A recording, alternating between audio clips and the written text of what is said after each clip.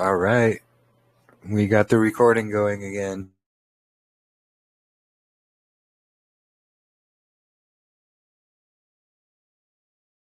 So yeah, if there's anybody or anything anybody else would like to add or any subjects or questions anyone would like to talk about or bring up, feel free.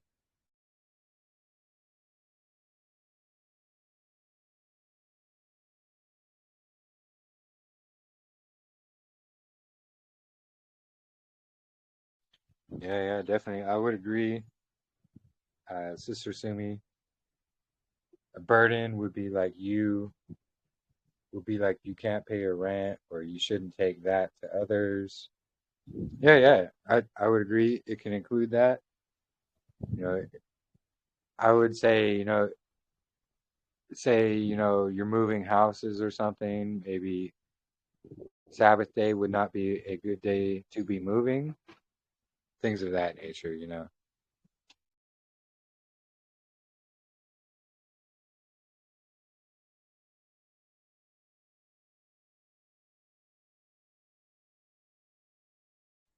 Yeah. Don't worry about things. Trust Yahuwah. Absolutely, sister. I agree for sure.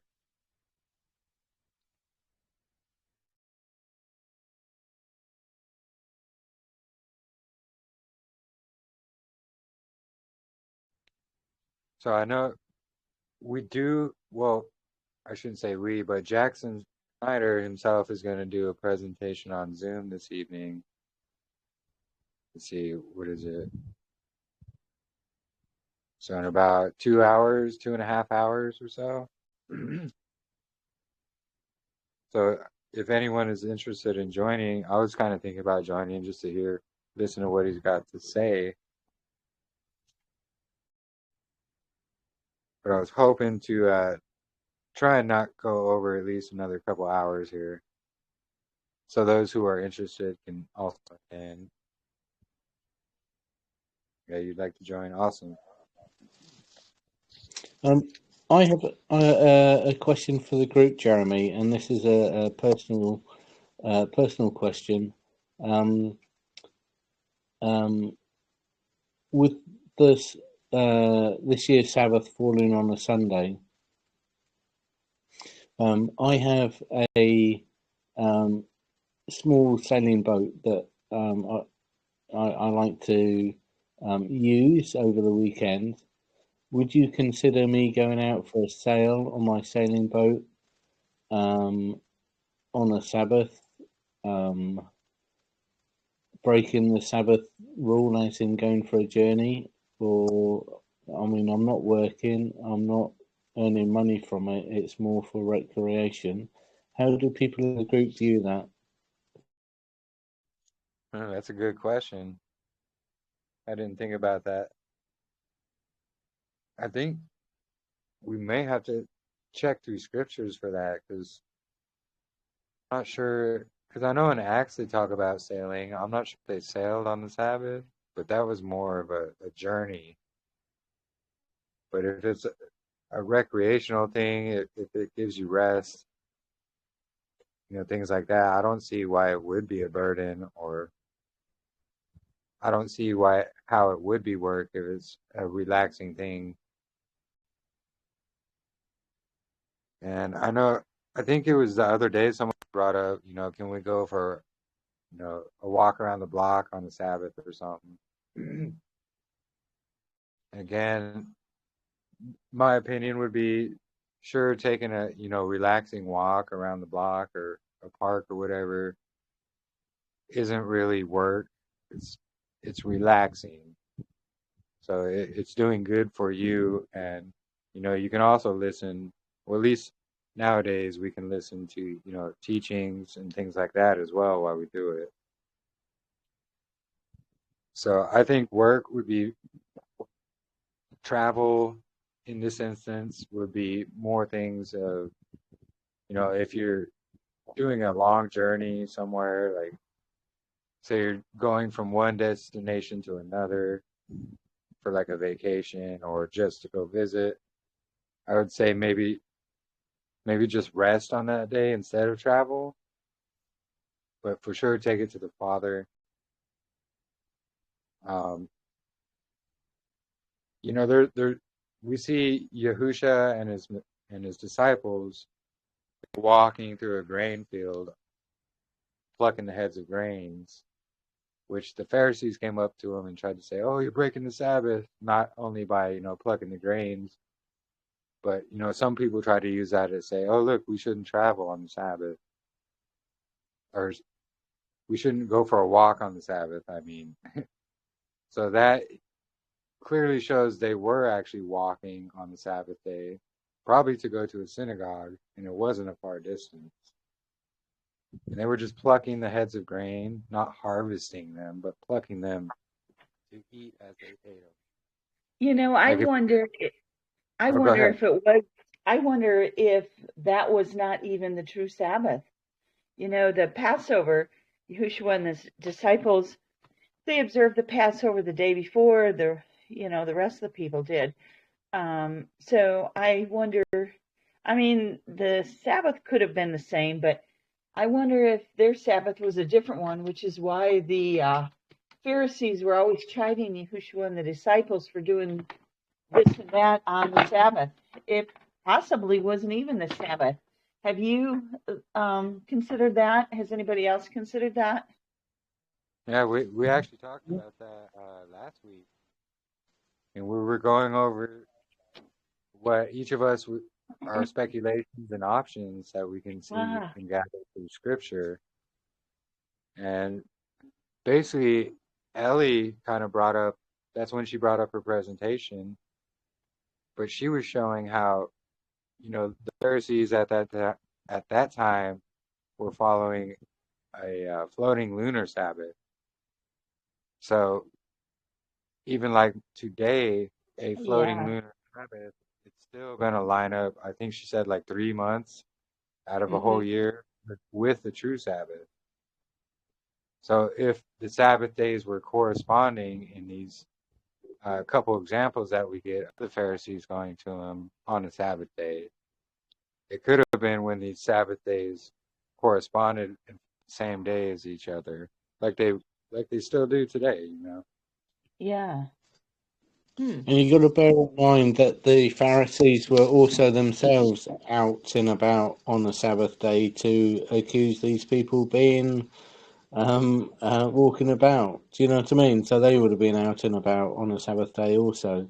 So even if it was the same Sabbath day, if I believe I believe the days were aligned the year before um, Messiah was killed.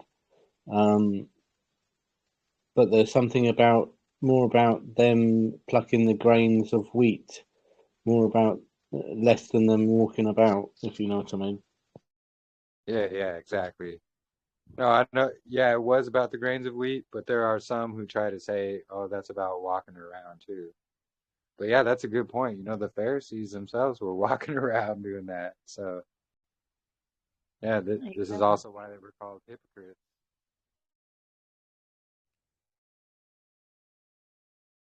Yeah, thank you for bringing that up, brother. Good point.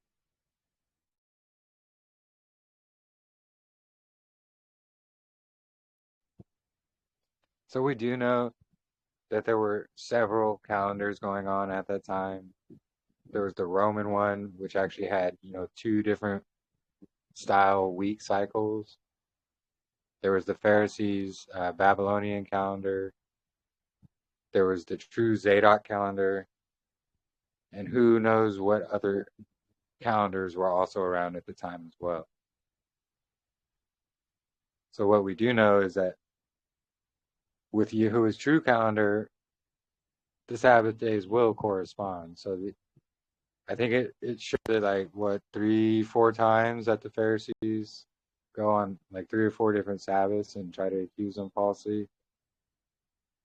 So my speculation is that those certain days, the Pharisee Sabbath happened to line up with the true Sabbath.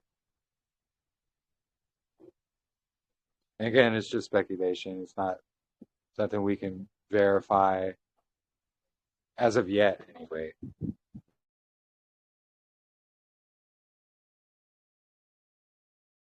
I think what you've done with Enoch and Jubilees has been fantastic, especially towards the calendar, Jeremy. It's a really good presentation you gave us. Thank you. All praise to the Most High. Yeah, and if it wasn't for us coming together, I don't think we would have discovered this. It's because of Marissa's diligence in searching the stars and the moon, that we were able to figure it out.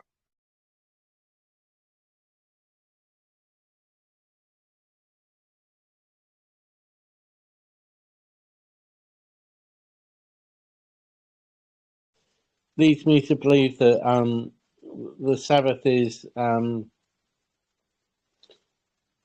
a day of rest and recreation, isn't it? Yeah, it really is.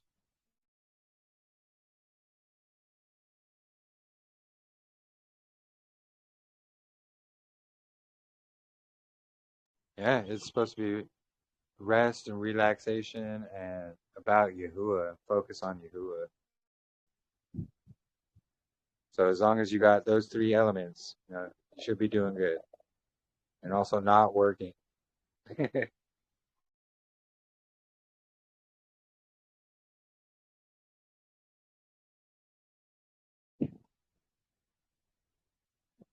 The lunatics, yeah. Yeah, exactly. That's the funny thing is they call themselves that too. They call themselves lunatics.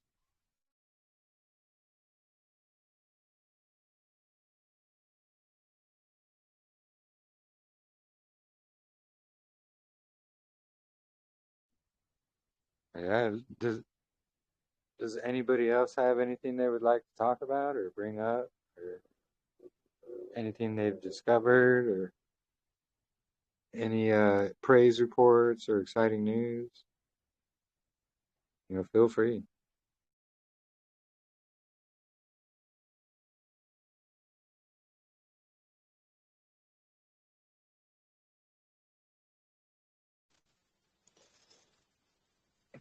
But if not, it's okay as well.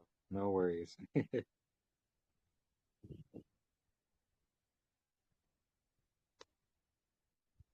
So yeah. Oh, you know what? We have to continue our reading in the Dead Sea Scrolls as well. I was gonna read another chapter out of that, but we'll wait just a moment in case anybody else has any questions, because I know there's some who like to type, or there's some who have a slight delay. They need a bit more time to answer or respond. Yeah, feel free if anybody has anything they would like to add.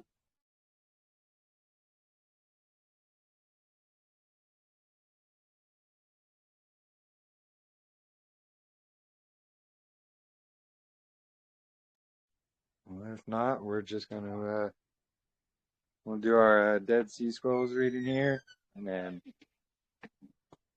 I'll say we'll call it after that if no one else has anything.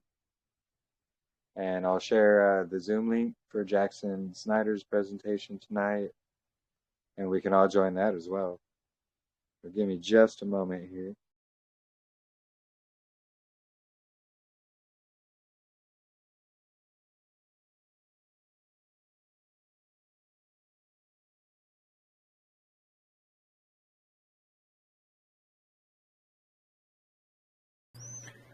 All right. So, before we begin, I'll copy and paste the link here so everyone will know what version we're reading through here. And it's the Dead Sea Scrolls translated, the Qumran text in English by Florentino, Garcia, Martinez. And if you are watching on YouTube, the link will be in the description as well. But we ended here in column 7, so we'll continue reading in column 8 here. and then we'll go to 9, depending on how much time we got. So let's see. Let me zoom it in here.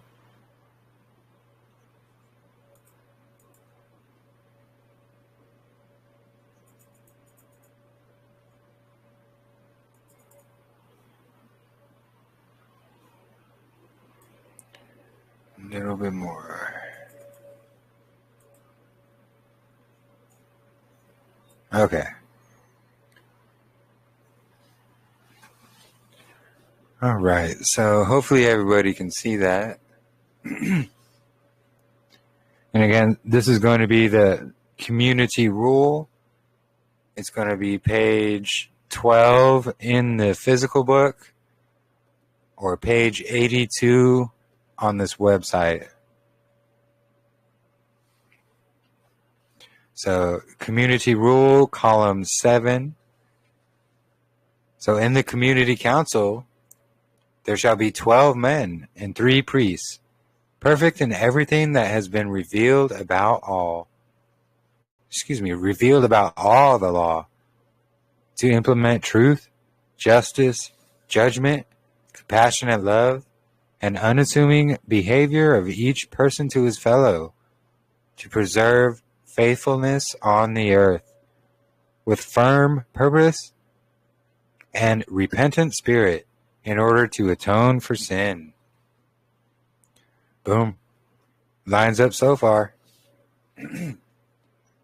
So doing justice and undergoing trials in order to walk with everyone in the measure of truth and the regulation of time. Calendars. So when these things exist in Israel, the community council shall be founded on truth. And then missing text here, vacate, blank. Like an everlasting plantation, a holy house for Israel, and the foundation of the Holy of Holies for Aaron. True witnesses for the judgment and chosen by the will of Yahuwah, to atone for the earth and to render the wicked their retribution. And then missing text. So the community, will be the tested rampart, the precious cornerstone that does not, missing text, whose foundations do not shake or tremble in their place. And then more missing text. It will be the most holy dwelling for Aaron, with total knowledge of the covenant of justice, and in order to offer a pleasant aroma. And it will be a house of perfection and truth in Israel. And then we have a missing word or two. In order to establish a covenant in compliance with the everlasting decrees. And these will be accepted in order to atone for the earth, to decide the judgment of the wicked. And then another word or two missing. The pleasant aroma there, Jeremy, that's our behaviour, isn't it? That's the behaviour of the set-apart people. That's the pleasant aroma, service to others. Yeah. No, I would agree. Absolutely. Because it is, when we obey the Torah, that it is a pleasant aroma to him. Yeah, good point.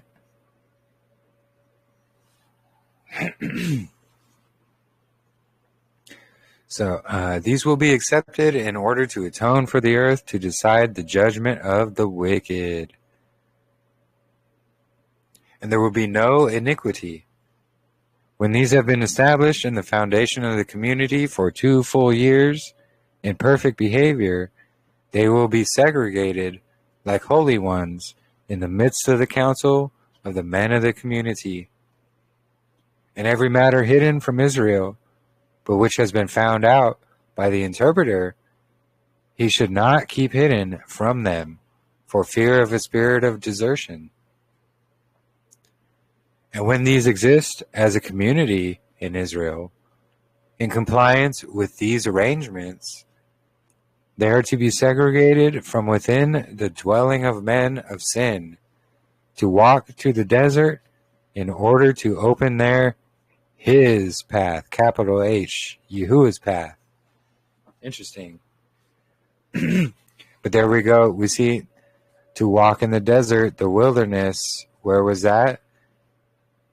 Qumran, Damascus, Dead Sea Scrolls. So as it is written, in the desert, prepare the way of, and then there's asterisks here,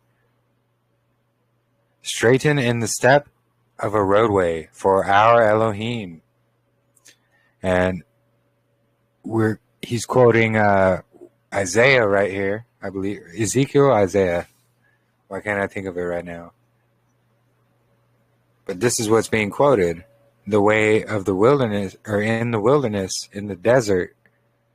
Again, the ancient Madrigal map showing the location of Qumran, the location of Yochanan the Immersers, where he immersed Messiah himself. So this is the study of the law which he commanded through the hand of Moses, in order to act in compliance with all that has been revealed from age to age, and according to what the prophets have revealed through his Holy Spirit. So we'll come up here. And any one of the men of the community, the covenant of the community, who insolently,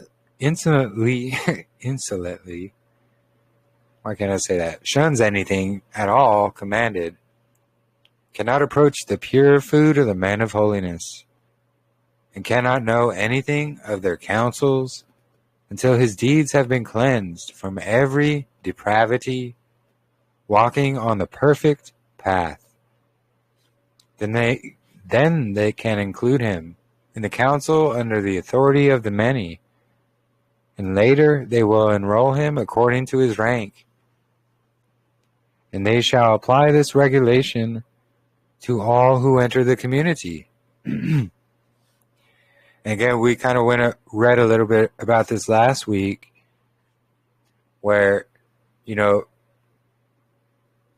there's punishments for, the sin and the extremity of the sin that you commit.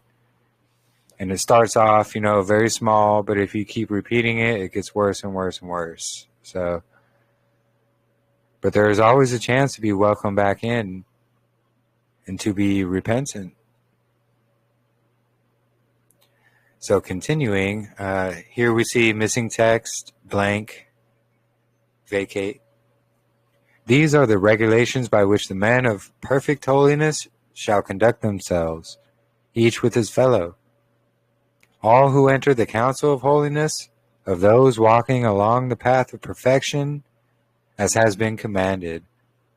Any one of them who breaks one word of the law of Moses, impertinently or through carelessness, impertinently or through carelessness, will be banished from the community council and shall not go back again.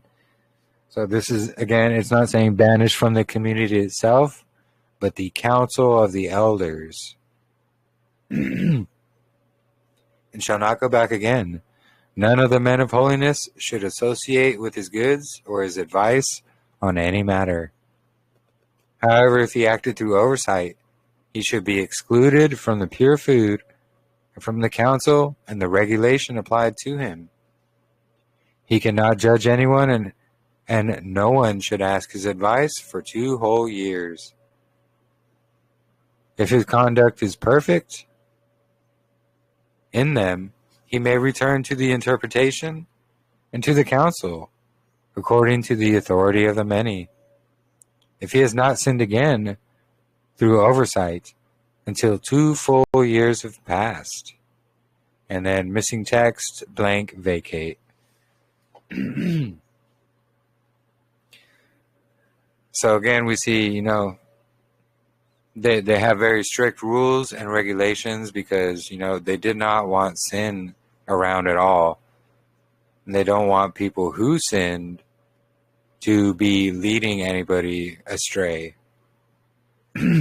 So they would have to be basically removed from that council, not able to partake in the community meal that they would have. And it's just because they wanted to remain clean and set apart. They didn't want sin to come in. So this is not saying, they were kicked out and that's it, they're done. If they were repentant, they were able to come back and even get their position in the council back, in the council of elders. But of course, there would be a time, as we see here, 2 full years, just to make sure, like, hey, yeah, they're really repentant.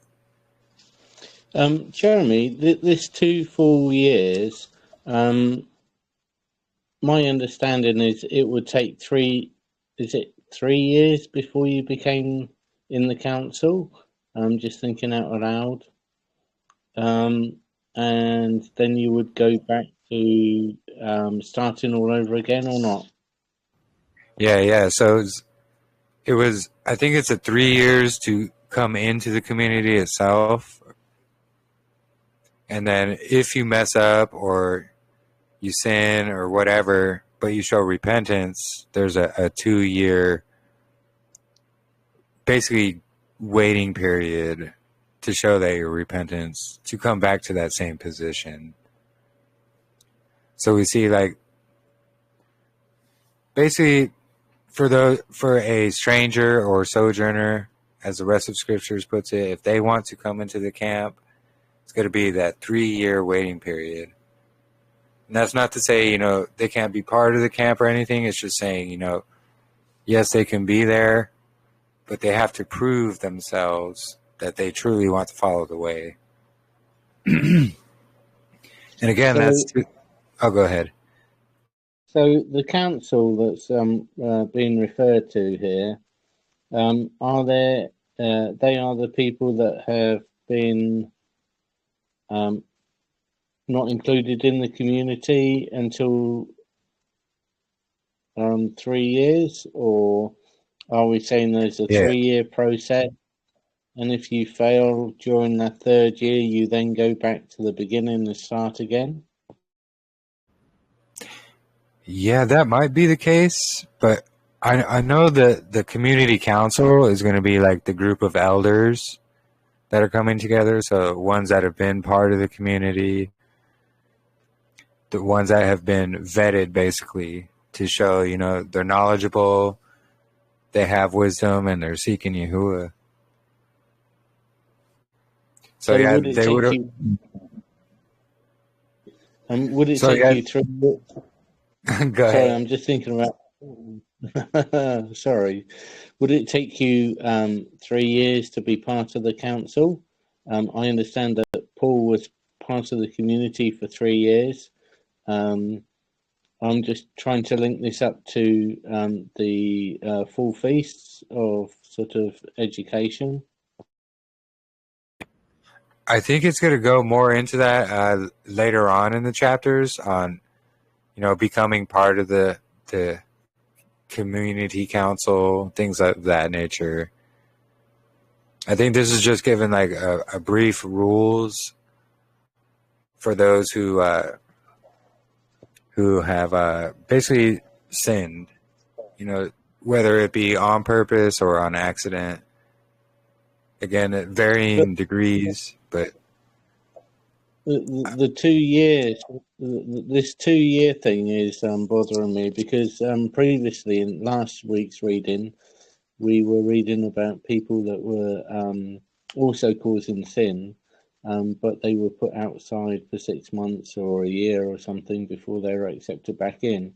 Here seems to be something that maybe these are people that have attained a certain level that need to go back to the beginning, perhaps. Yeah. No, I get what you're saying now. Yeah. So, yeah, these are like the elders, basically, the ones who make the decisions. So if they're found in any misconduct, they have to wait two full years before coming back to that same, high position that they'd held before. So that leads me to believe that there's a 3-year process, and they could be after the 3 years in that section of council for maybe, let's say, 5 or 10 years. And should anything, should they go against the rules or sin during that after the 3 years, they would then go back to becoming a newbie again and going through the system again? Yeah, I would think so. That's kind of what we went over a little bit last week, but from what we read, that's what it appears to be what's going on there. Yeah, correct.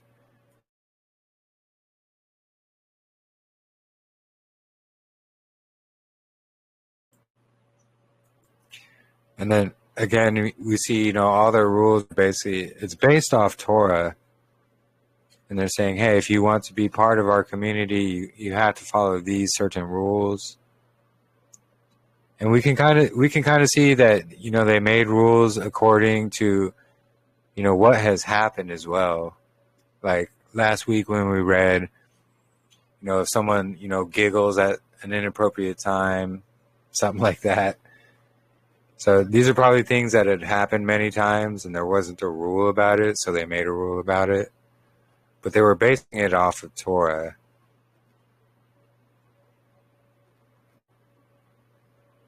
But here we're talking about men of the council going back 2 years. I'm just thinking perhaps that that there's a 3-year progression until you become member of the council, if that makes any sense. Yeah, no, I see what you're saying, yeah. Because you had to have that year waiting period and then the 2 years to become, part of that council. And it also says, they're basically placed in a certain position of either higher authority or lesser authority, depending on, how they're following Yahuwah and his laws and things of that nature as well. How much knowledge or wisdom that they have, things like that. That's what it seems to be is going on here. And there's a waiting period just to make sure, there's no, basically, the sons of darkness trying to infiltrate things. So it's a strict procedure for a very strict reason. It's because they didn't want any sin or any of that getting into any kind of higher position in the community. Because when that happens, that's when the false doctrines start, sliding in and changing this here and there to fit your needs. So they were just trying to avoid all of that by saying, hey, look, we have a whole council for the community of our elders and, priests, so forth. And these are basically going to be the guys in charge with the most wisdom. But if they mess up, they're going to have to get knocked back down off the council and then try again. And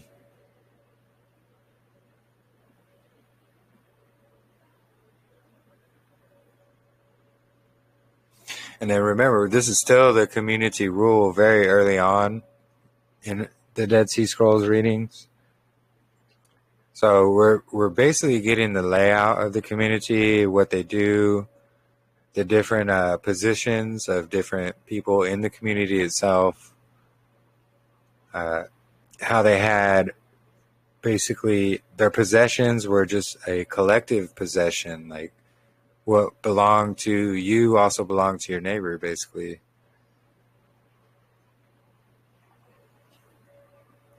So we see, they're doing their best to follow the Torah. They're doing their best to, be loving and kind to their neighbors.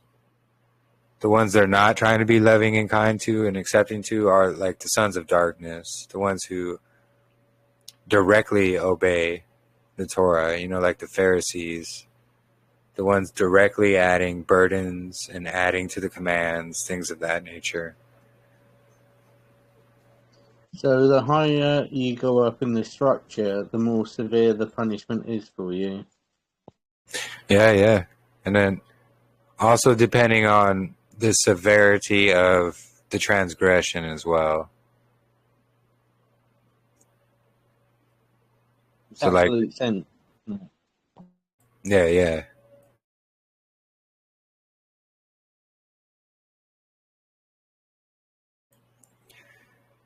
So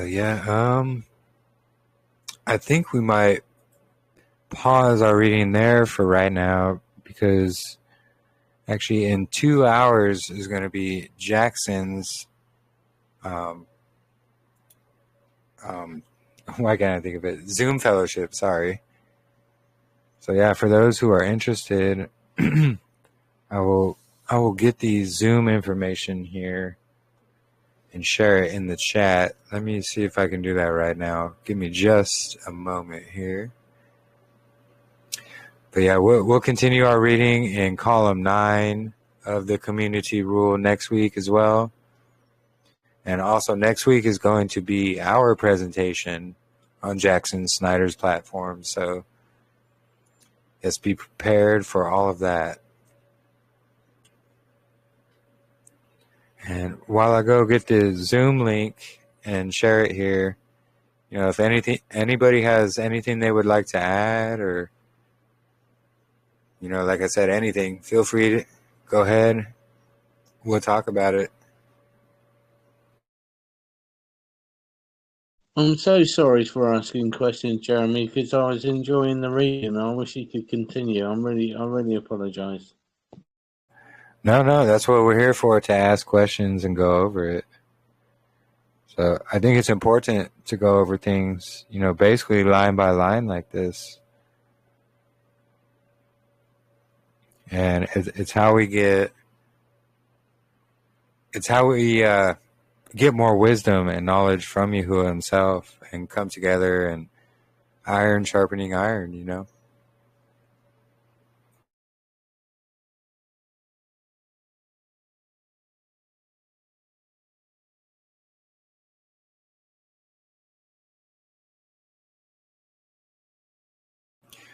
So I'm getting the Zoom link here. Give me just a moment.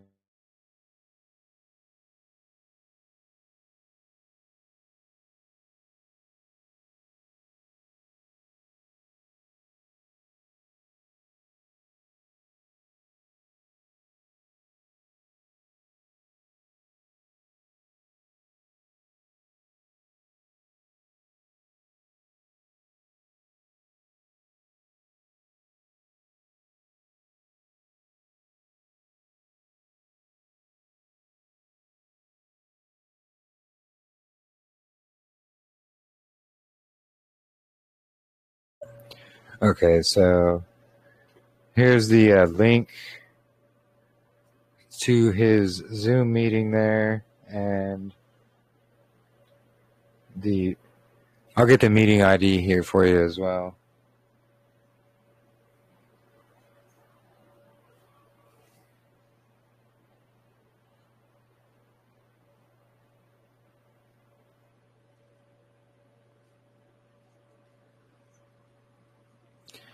All right, so starting here in about 2 hours, which is 8 p.m. Eastern, Jackson Snyder is going to be doing his own presentation. So there's a link for those who are interested in joining. I'll probably be joining as well, just to listen in and see what's going on.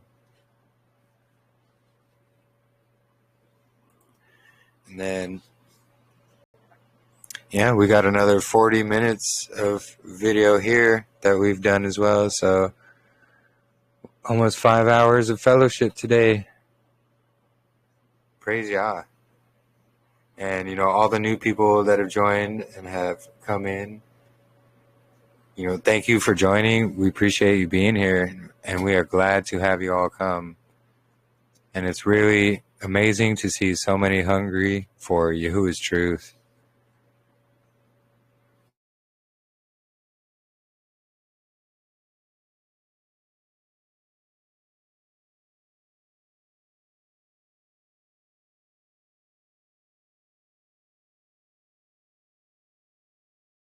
So yeah, does anybody have anything else they would like to add, or any questions or comments? Yeah, Jeremy, when are you doing the presentation? On what day are you doing that on? It's going to be next Sabbath or Sunday, and I believe you said 8, the same time, 8 p.m. Eastern. That seems to Okay. be like it's that time. So, and I spoke to him. I'm going to send him the PDF of the presentation. I let him know. It's going to be me, Marissa, and Ellie presenting, and that it might take about 2 hours. And he said if we need to do it in 2 parts, then it's not a problem. So I got all the bases covered here. So I'm pretty excited about that. Can definitely use some prayers for it as well. To have Yahuwah guide us. Yeah, praying.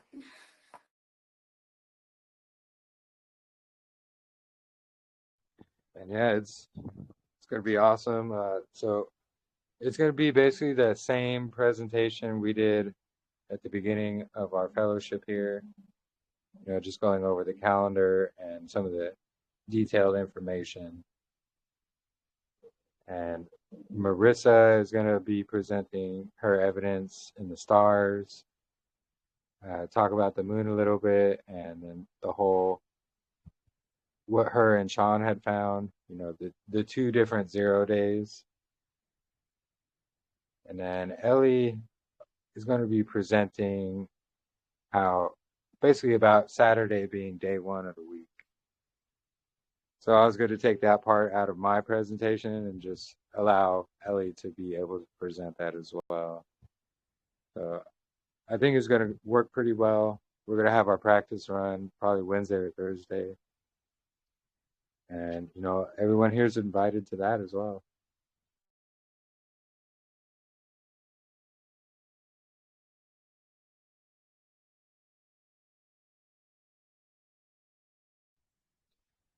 I see Sister Jermaine typing there. I think still keep your Saturday evidence in the meeting. Well, yeah, no, it's going to be there. It's just Ellie's going to present it because she's going to cover the same thing I did. Just she has more knowledge about it. She's been looking into it a lot longer than I. So she's just more knowledgeable in that area, like how Marissa is more knowledgeable in the stars. Yeah. Libby, Hello, Jeremy. Hello, Shalom. Jeremy. Welcome. Shalom to you. Can't go any further. Yeah. I've just come back from our Shabbat meeting. I don't know what time it is. What time is it, folks? It's nearly 11 o'clock. Oh, nearly 11 o'clock. Wow. Jeremy, Yeah, you there? shalom. Glad you.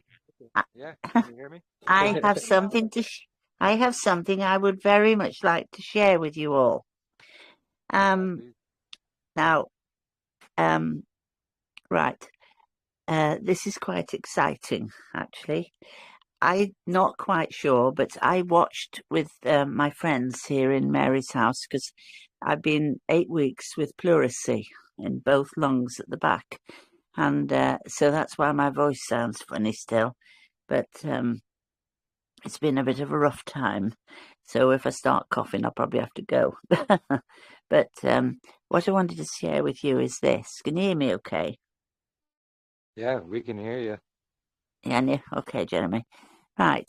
Now, I get people who write to me and they say to me, "Oh, Libby, don't be so stupid. There's no calendar in the Bible." And if they say anything, they say it's the moon. It's definitely the moon. Well, we know it's not the moon. And I also know that there actually is a calendar. Now, this is something that I would like to share with you, Jeremy.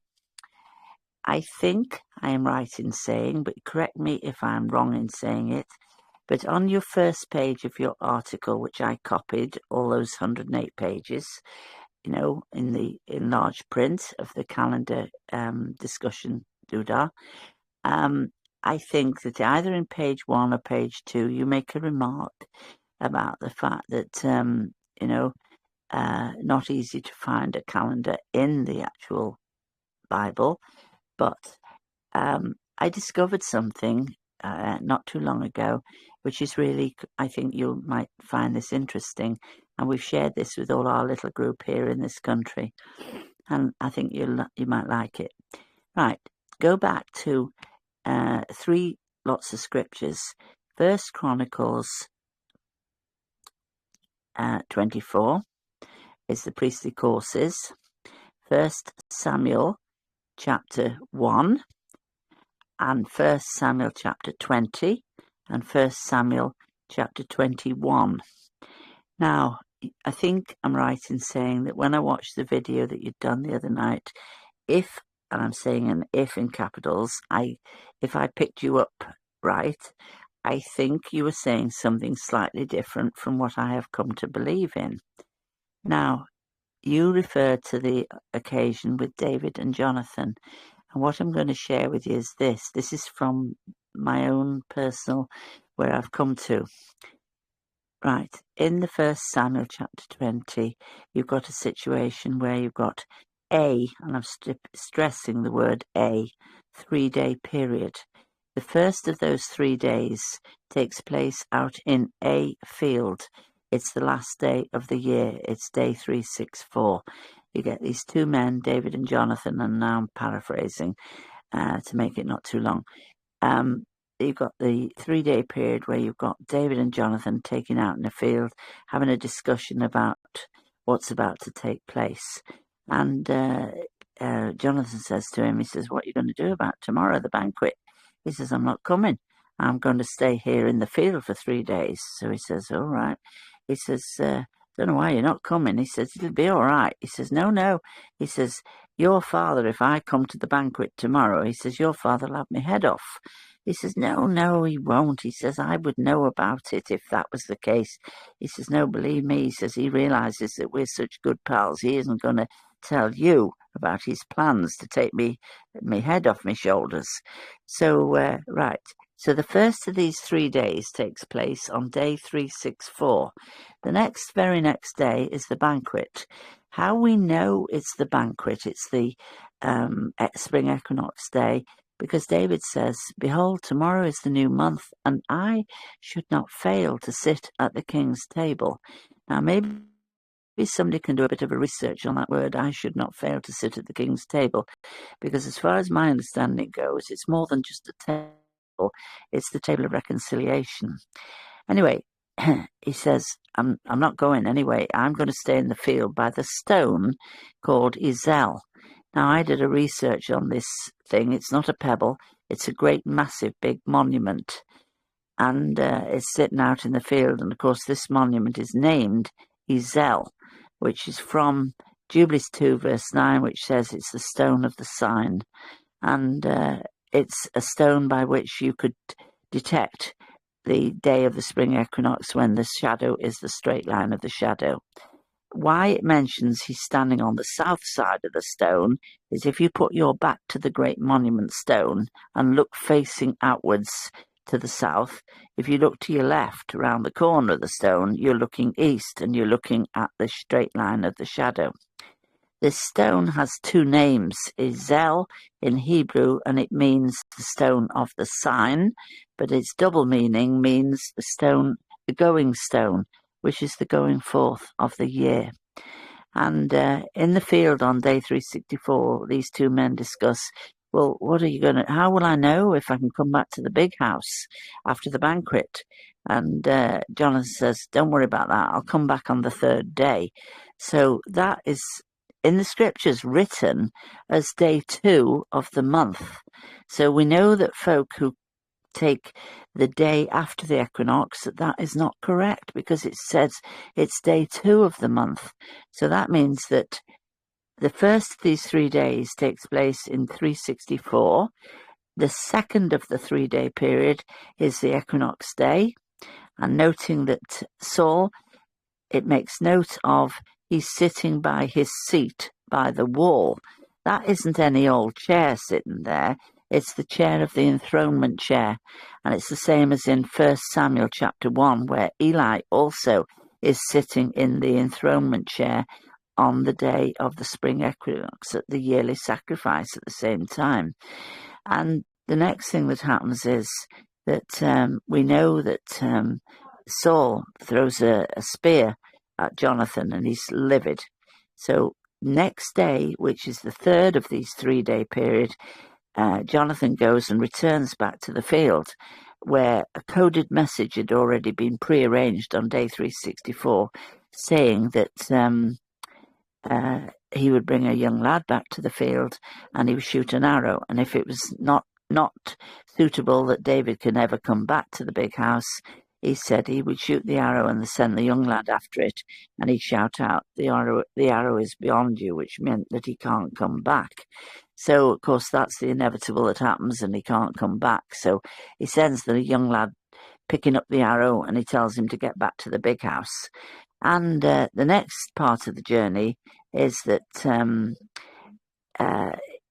when you turn to chapter 21 of 1 Samuel, this is where the total key to revealing where the true Sabbath day is. From 1 Chronicles chapter 24, we notice that that's the order of the priestly courses.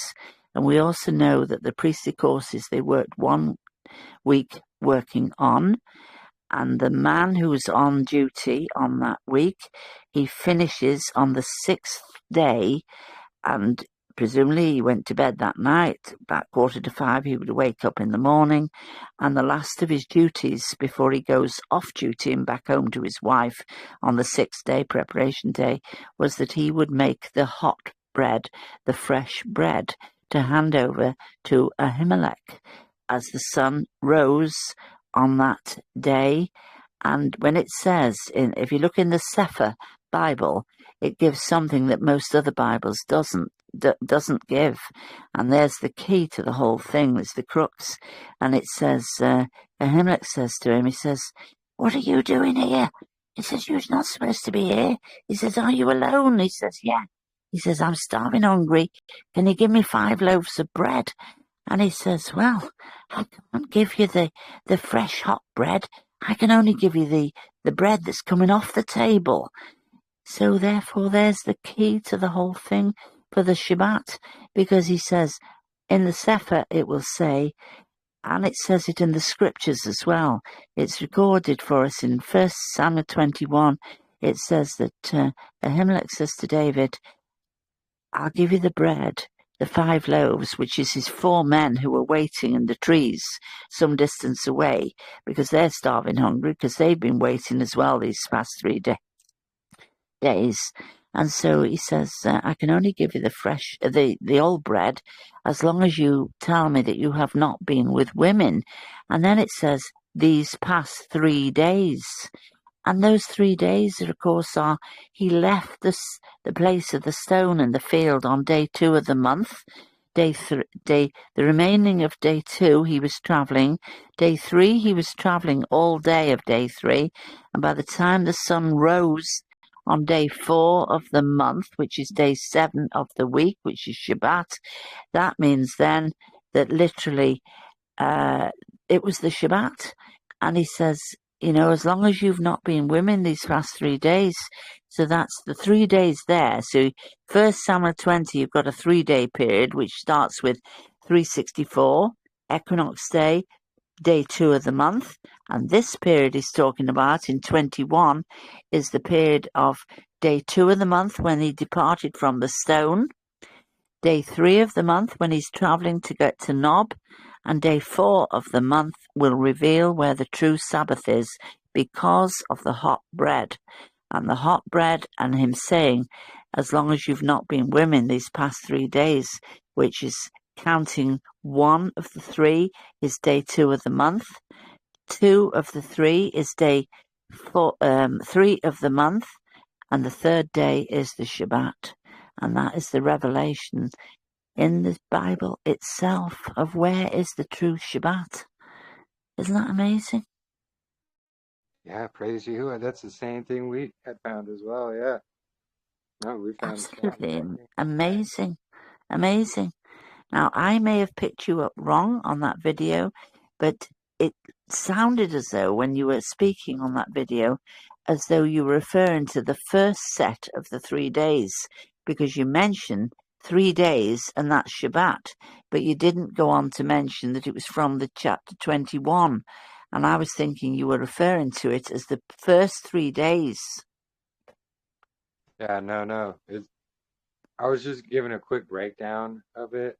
Right. I know we brought it up in some of our other fellowships previously when we had originally found it. But yeah, we found the same thing, and then the Isn't that showbread. lovely? Yeah, the showbread. It's the Yeah, Shabbat day, and there is your 3rd day, which is day 4 of the month, but 7 of the week. I just honestly and truthfully, you know, we've had some folk amongst us recently who've been thinking that it was correct to go by the day following the equinox. And we've got some further friends more higher up this country, further up towards Glasgow, who are believing also that it's the day following. But the proof is absolutely sitting in the scriptures, that scripture in 1 Samuel 21 is definitely revealing that the Shabbat is the day 4 of the month and 7 of the week. Libby, would you be able to present that with Snyder when we go on? You'll need to just speak a little bit more slowly. Speak a bit more Cool. slowly. Would you be able to present that when we go on with Jackson Snyder? Yes. Okay. Yes. Yeah. It's beautiful. It's perfect. But I think that someone who didn't already know about the calendar wouldn't be able to pick it up. It's a witness for sure, but you need definitely. to know how the year starts, and that's why we need the other books. No one would probably be able to just pick up the canon and say, "Oh, here's the calendar."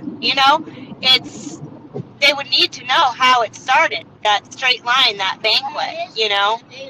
Well, I use the menorah every time as the pattern and the picture, and it's a funny thing, but I've revealed this or shared this, shall I say, with many, many people, and I've actually had quite a number of good successes with people revealing it through the actual menorah, using the menorah as the pattern.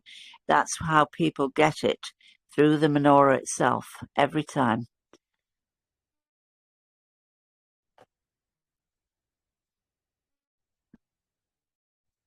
Are you there?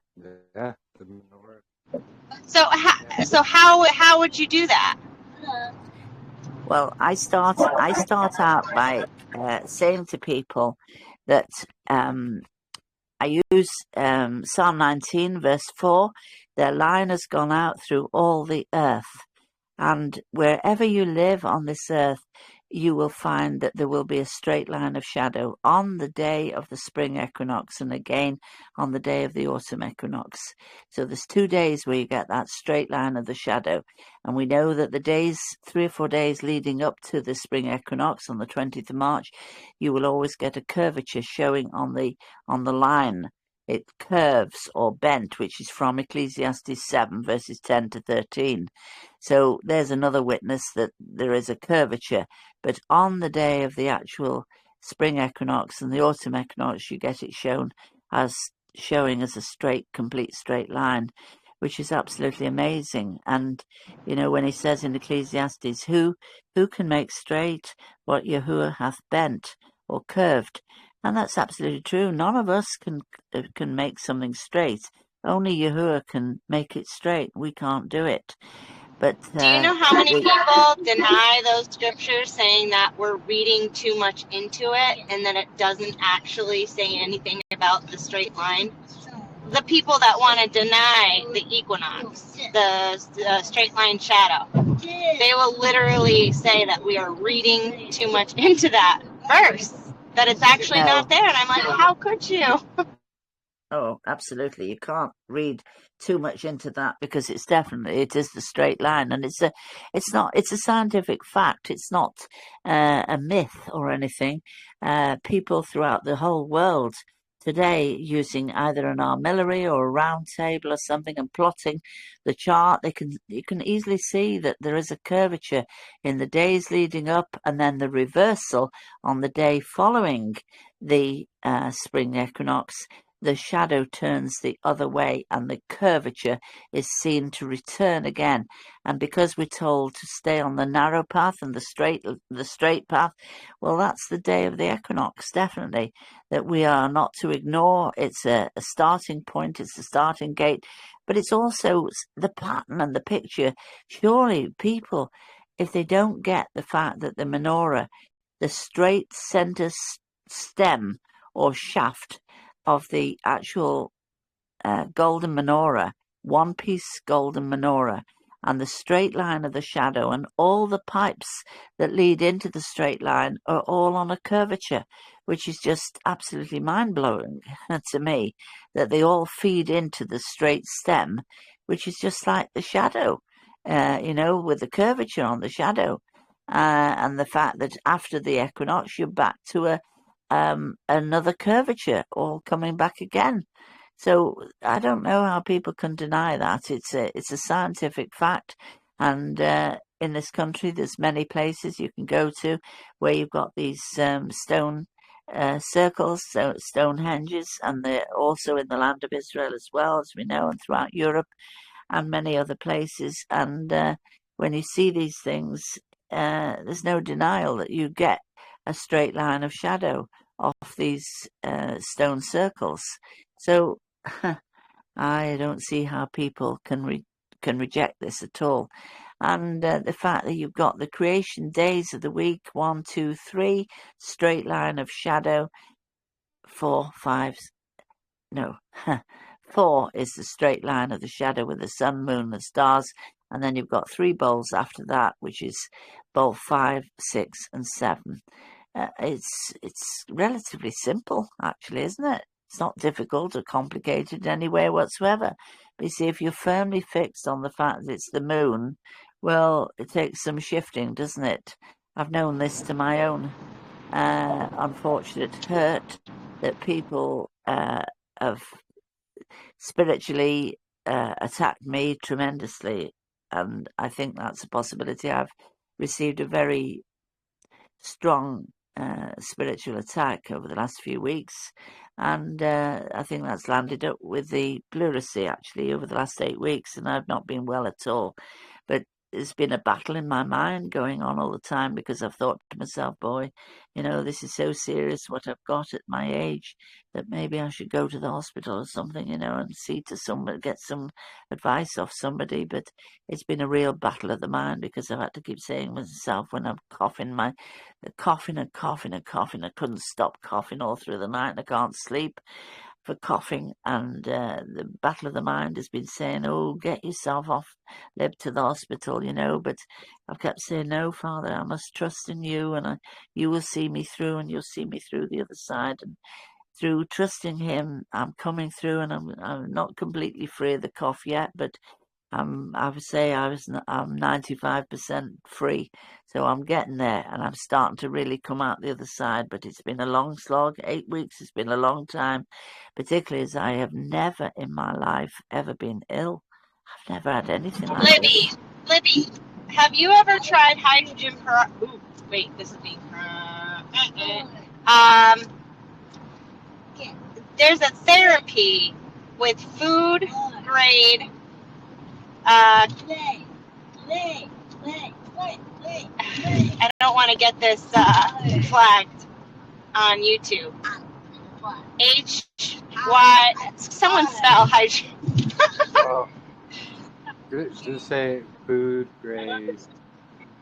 Food grade I would, HP. Do you know what I'm saying?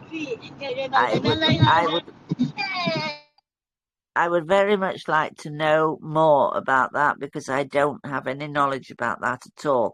All I know is the gang here who all are keeping the solar calendar on the same day as we keep it ourselves, quite a good gang of us, and they have been absolutely tremendous. They have shown such love and care for me, and I don't know where I would have been without them because I haven't been living in my own home recently because I've been too ill.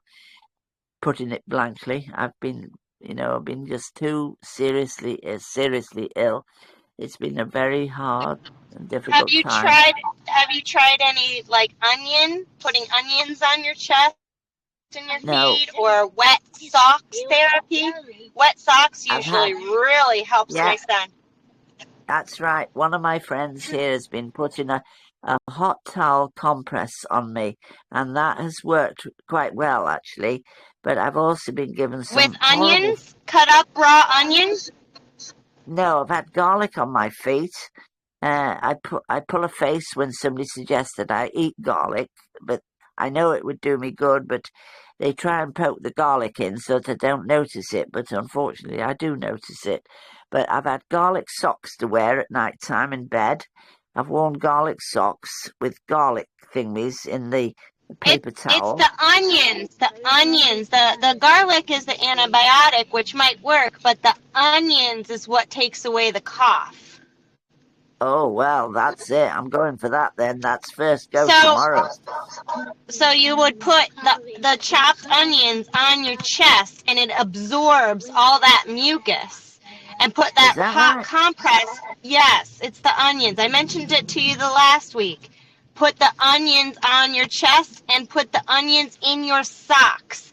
Also wet the socks. Make sure they're wet.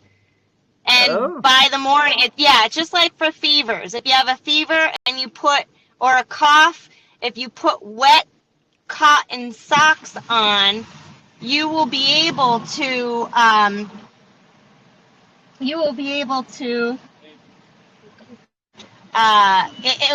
it will relieve you through the night. Wet socks, and then put wool ones on right over the wet ones, and your body will somehow absorb it through the feet.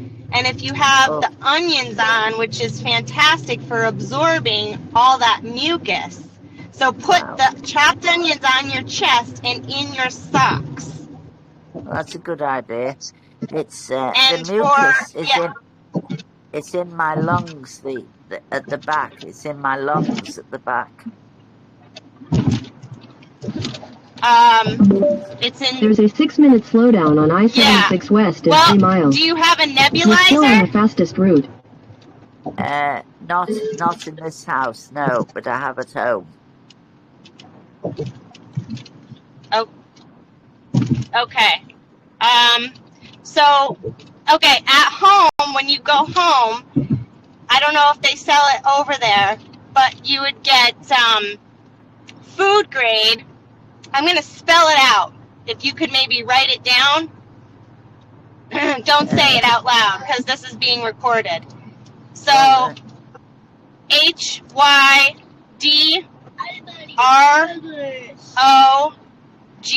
Welcome to Pennsylvania. N. Come on, let's go to bushes. And then the other word is PEROXIDE. Now, I can give you, I'll send it to your email, how much, because I have like a 35% of that.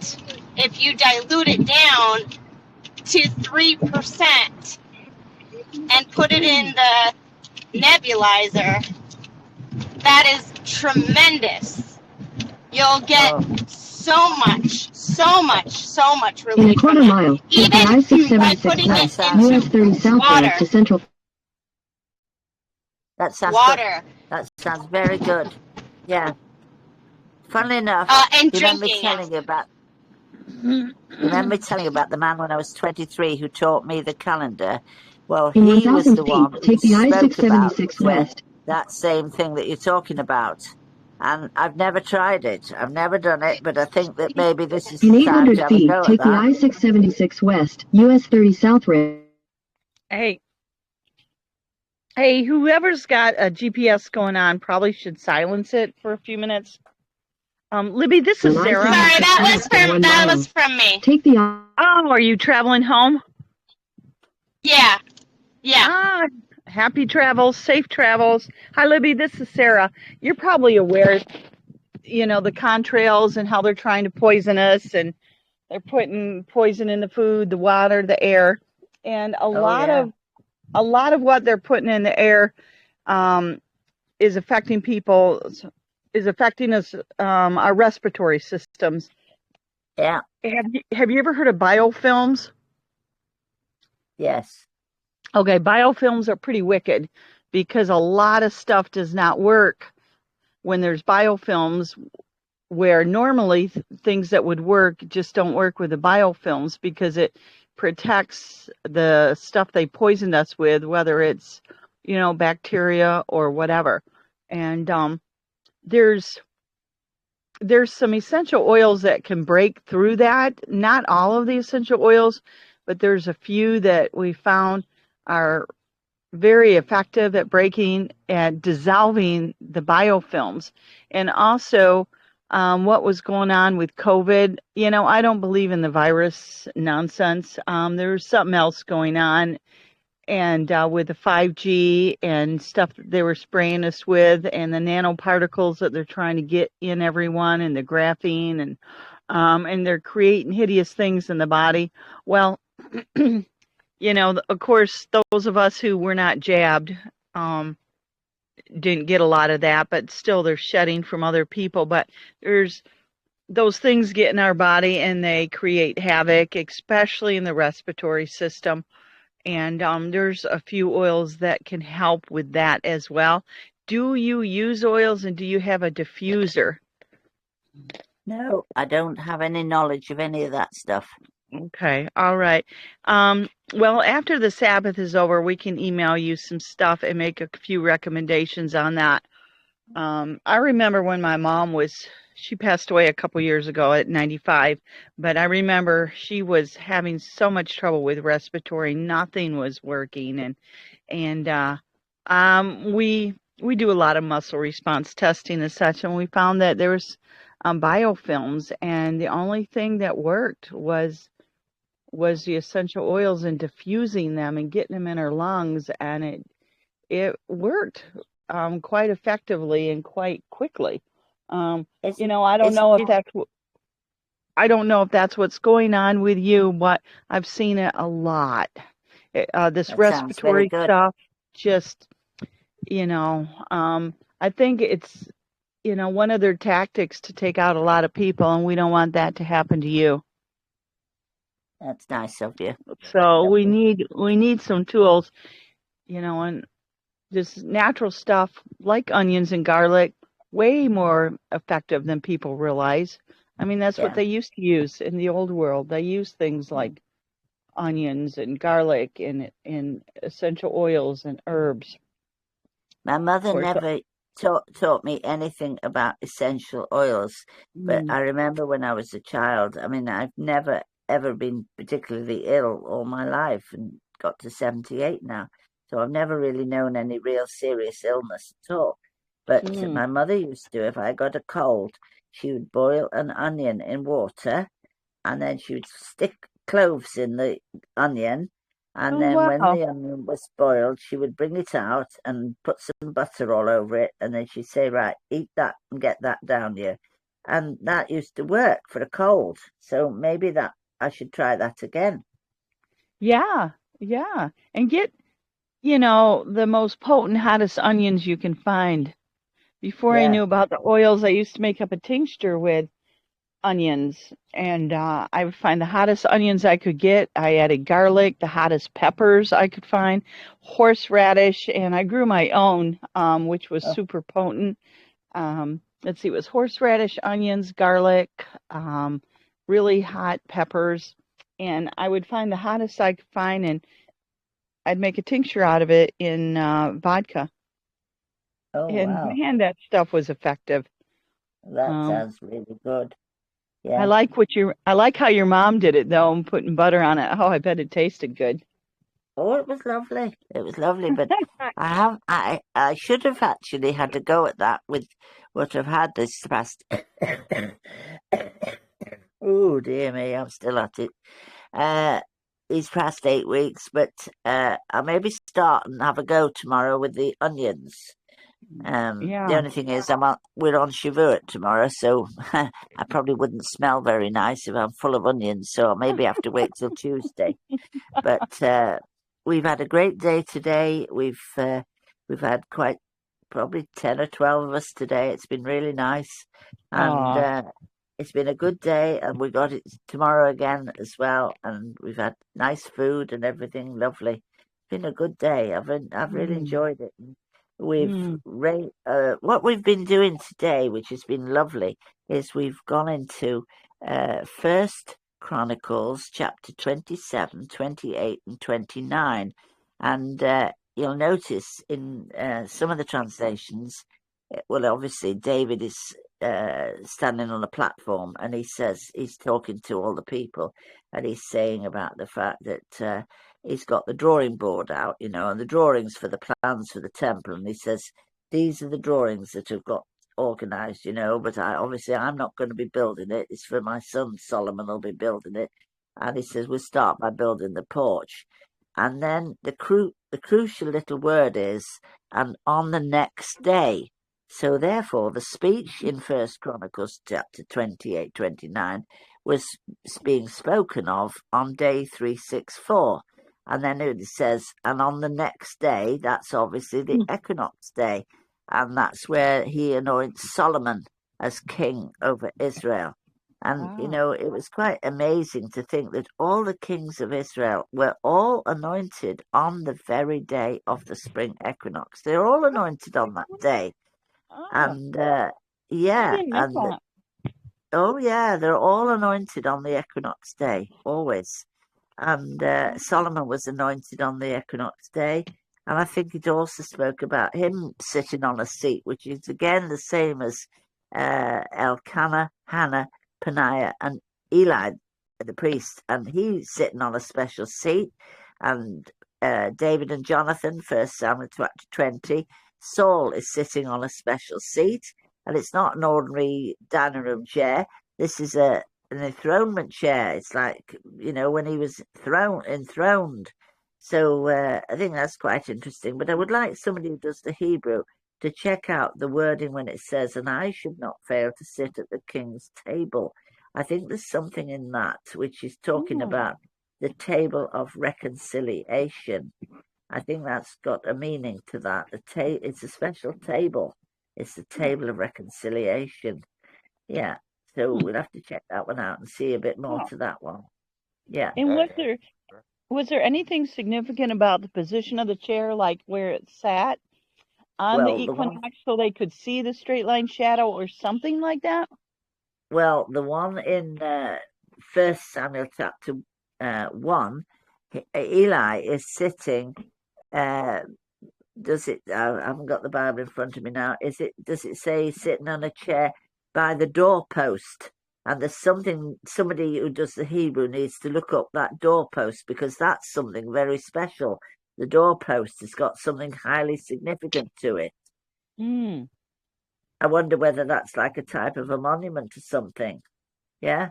But then you turn to the 1 Samuel 20, and Saul is sitting in a special chair, again by the wall. He's obviously sitting by the wall so that nobody comes behind him and gives him the old 1-2. Heave ho. Yeah. And then you've got what was the next one we were talking about? Who was the next one? Oh yeah, Solomon. So he's again in a special chair, and he's in First Chronicles chapter 28 and 29. But tomorrow we're going to go through. Oh yeah, remind me, I've got something to share with you. I think you'll like it as well. Right, so tomorrow is 2 Chronicles 27, 28 and 29, 30. And we'll go through the rest of it, because obviously he got the drawings and he's showing all the people the drawings for the temple. and he's saying that I won't be building it, but my son Solomon will be building it. But the crucial crux, I think it's in verse 5 of 29. I think it's 29, not 28. Maybe it's 28, but I think it's 29. And it says, the wording says, and on the very next day. Well, obviously, he gave the speech on 364, and the very next day is Equinox Day when he crowns and anoints Solomon as king. So there's another one for you. But here's a little one which you may have come across yourself, but this took some working out. This was difficult for me, and it took me a long, long time to get to the bottom of this one. When you take the calendar that I've done, and you take the calendar and you realise that it's talking about tomorrow, you're going into Exodus 19. When you get into Exodus 16, it's mentioned specifically that it's the 15th day of month 2. But then you turn over into Exodus 19, and it says that the terminology changes, and it turns around and it says that they came to the mountain on the same day as they left Egypt. So my head's spinning, thinking, well, the same day they left Egypt is obviously the 15th. But how do you make it that they arrive? They set up camp. Moses goes up the mountain, comes down the mountain, goes up again the next day, up the mountain. Yahuwah speaks to him and he says, get back down the mountain and sanctify the people today and tomorrow and be ready against, wash the clothes and be ready against the third day. So wait for this one. I think this is wonderful. I love it.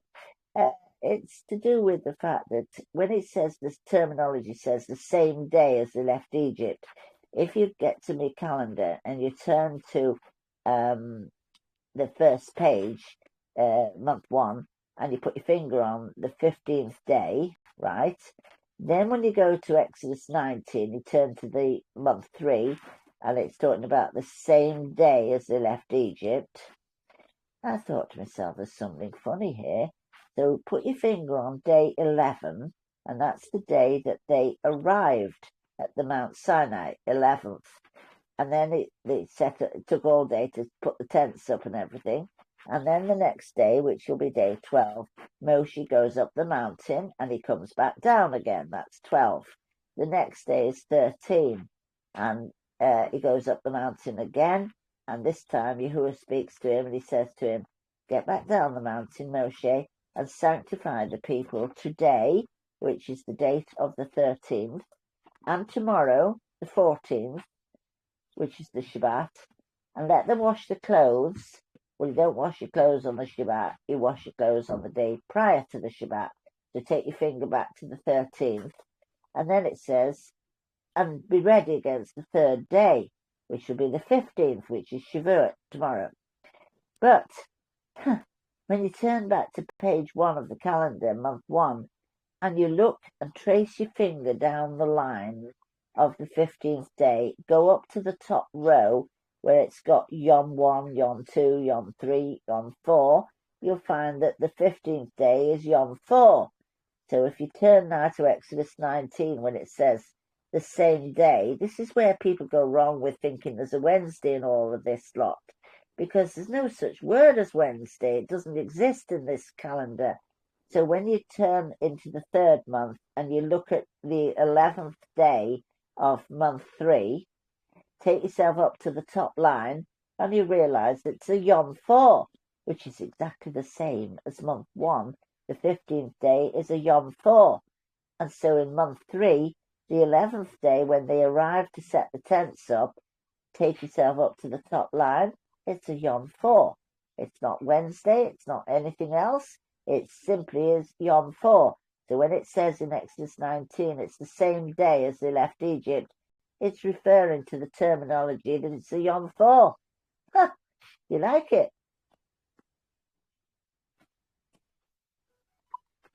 Wow. Yeah. Yeah, exactly. Do you like it?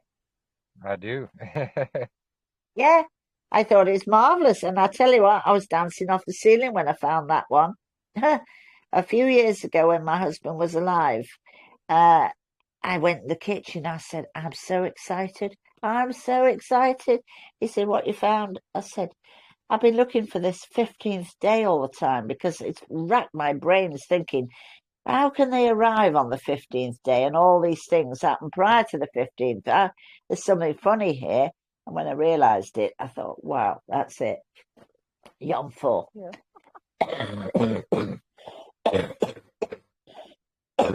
Oh dear, oh me. It racks you, doesn't it? Terrible. Yeah. Oh, Wow. it wears me out coughing. Wears me out. Yeah.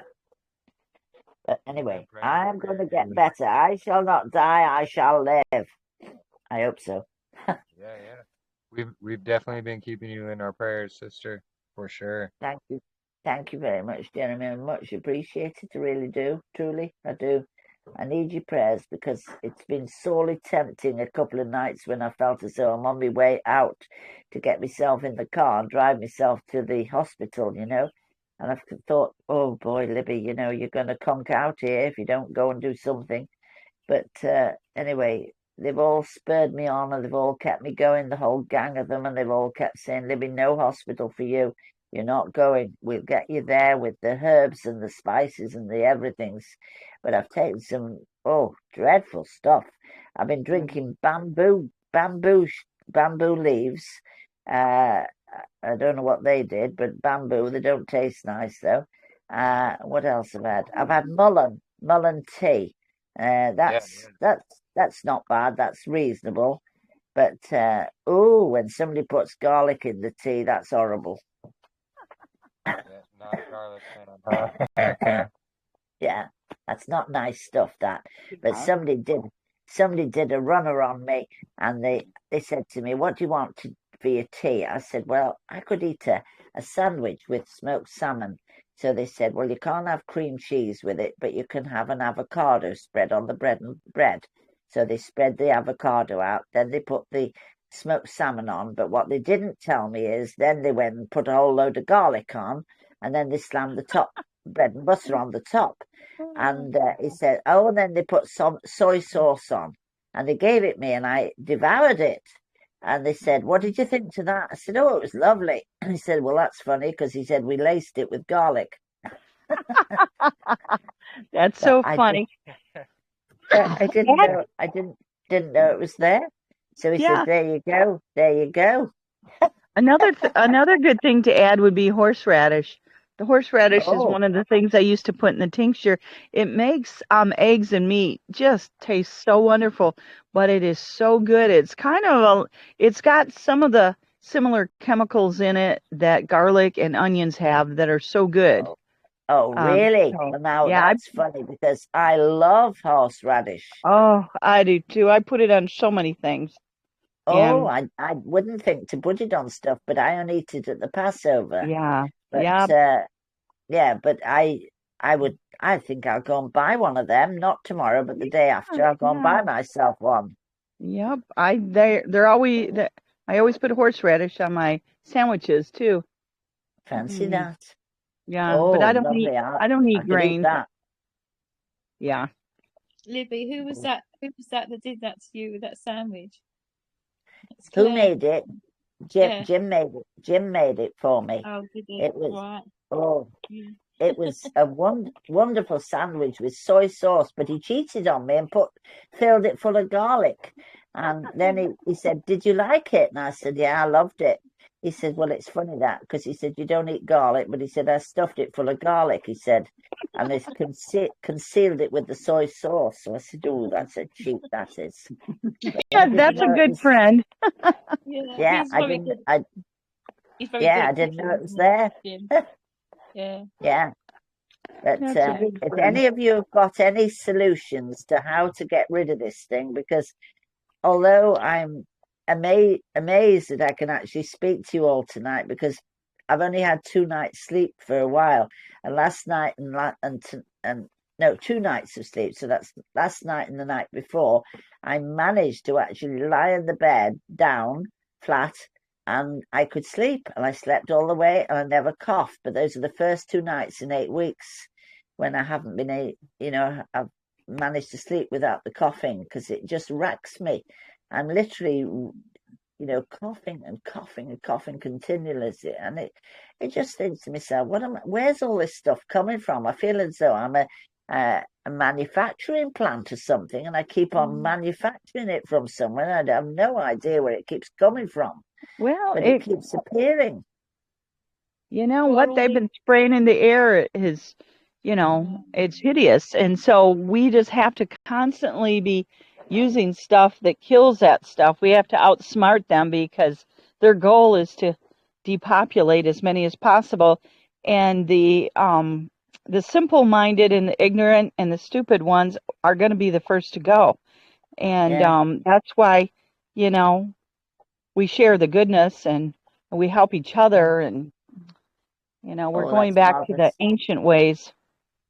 Well, I'd be very, very grateful for anybody if they can suggest to me, because in the past years ago, I always run for antibiotics called clarithromycin, and they will shunt it within about 6 or 7 or 8 days. But somebody said to me, "Oh, Libby, you shouldn't be taking those things because they've got stuff in them now. They've got this, what's it called, mRNA." And they say, "Don't take that stuff because you can have the mRNA inside you." And I thought, oh my, well, what am I going to do to get rid of this now? Yeah, well, God provided, our Heavenly Father provided on this planet what we needed for our health, between the herbs and the plants and vibrations and stuff like that. Have you tried echinacea drops? Echinacea is, you can get that in Holland and Barrett, Libby. I take that every day, 2 pills, the little green things. Yeah. Have you ever tried the tincture? The tincture is it's like a small bottle. It's about 20 about £20. But I've not tried that, but that's a good idea. I didn't know there was a tincture. I think it's a little bit stronger because I took the tablets, but the tincture is actually, what you're meant to do is drop it, tip your head back, drop it in the back of your throat, and leave it there at the back of your throat like you're gargling, and let it soak in. And then after, like, I think 10 drops, and then it's quite hot. It's like whiskey. It's because it's in alcohol, you see. But it does the job. And they sold out during COVID. They sold out, so it just shows how it was actually working in increasing your immunity. Right, that's Holland Barrett then on Tuesday. That's me off there for that, because I think that's good stuff. Yeah, it doesn't have to be there. Sadly, we need to avoid the hospitals. The hospitals are scary places. Yes. But, the mind plays tricks on you, and when you're really seriously ill like this, you think to yourself, oh my, perhaps I'm doing something stupid here by just ignoring how serious it was. And then it didn't help. Somebody sent me something and said, I read it, and it said, if the mucus gets between the lining or something, it says you can soon die. And I thought, oh, that's nice, isn't it? Oh, encouraging. If and this is for anybody, if you have to go to the hospital, you feel you really have to, do it with prayer and trepidation. I've had to once in a while, and I avoid hospitals. I don't even like to go visit people in hospitals, but I do. And when I do, I pray. I cover myself with the blood, and I surround myself with, good frequencies and oils, and I pray. I pray for protection. And the very few times I've ever had to go into a hospital myself, I prayed for the right one, the right doctors, protection, and I was thoroughly blessed. And to say that a hospital experience was a blessing, I mean, that's only the Heavenly Father and Yahushua who can do that, because they are not a blessing to most. No, that's right. See, at my age, they could very easily, if I fell asleep, they could very easily give you a needle in your arm and not know that you had it. So I wouldn't fancy that. No. Yep. But you're doing well, Libby, to keep going, and you should make sure you're taking lots of air. You actually are getting the air in, the oxygen. Yes. And don't want to be dizzy or anything like that. Yeah. And get out and get some sun every day. Get out and get Yes, in the sun every day. What little that's sun it. they're letting us have these days, we might as well get it Yes, whatever we can. Yeah, that's very speaking of true. sun, does anybody else see how hazy it is due to the apparently fires in Canada? Oh, wow. Yeah. Is that what they're claiming that is? Interesting. Yeah, because we went out and took a walk today, and I'm gonna tell you first and forehand, like my mom and my kids felt it too. The air quality was awful. Like I felt like I was running a marathon and I was just walking. And the sun is Wow. extremely hazy. The sky, you don't see clouds, but it's very gray. Yeah. Yeah. Yeah. Yeah. No, it was Well, like what that, you know, the other day. we've had a funny thing here, in this little area here. You know how Leviticus 23:15 it says, "You should count unto yourselves 7 Sabbaths shall be complete unto you, even unto the morrow after the 7th Sabbath, which shall be tomorrow." And these 7 Sabbaths are elevated slightly higher than the regular, ordinary 7-day Sabbath, because these are what they call oaths. So all 7 of these Sabbaths are oaths, which is rather nice. So you're in the 7 oaths, and we've done the seventh oath today, and then tomorrow will be the Shavuot. But we're going to make the bread tomorrow, so we'll do the wheat loaves to wave them tomorrow. So what was I going to say? I was going to say something. What was it now? You was going to talk about the sun. You said something about the sun. Yeah. Oh yes. So these past the 5th, the 4th Shabbat of the 7, the 5th Shabbat of the 7, the 6th Shabbat of 7, and again today, we have had absolute deluge on each one of the Shabbats. And I thought to myself, it's funny, you know. I mean, lots of people would turn around and say, "Oh boy, look at that, it's raining." But you know what? Things don't grow without rain, but it hasn't been ordinary rain on these Shabbats. And when you see rain as a barakah, you know that, he's pouring out a barakah on us, on this timing, because I have never been so certain or so positive in all my life that we have found the true Shabbat. Without nobody can argue with it because of the hot bread and the 1 Samuel 21.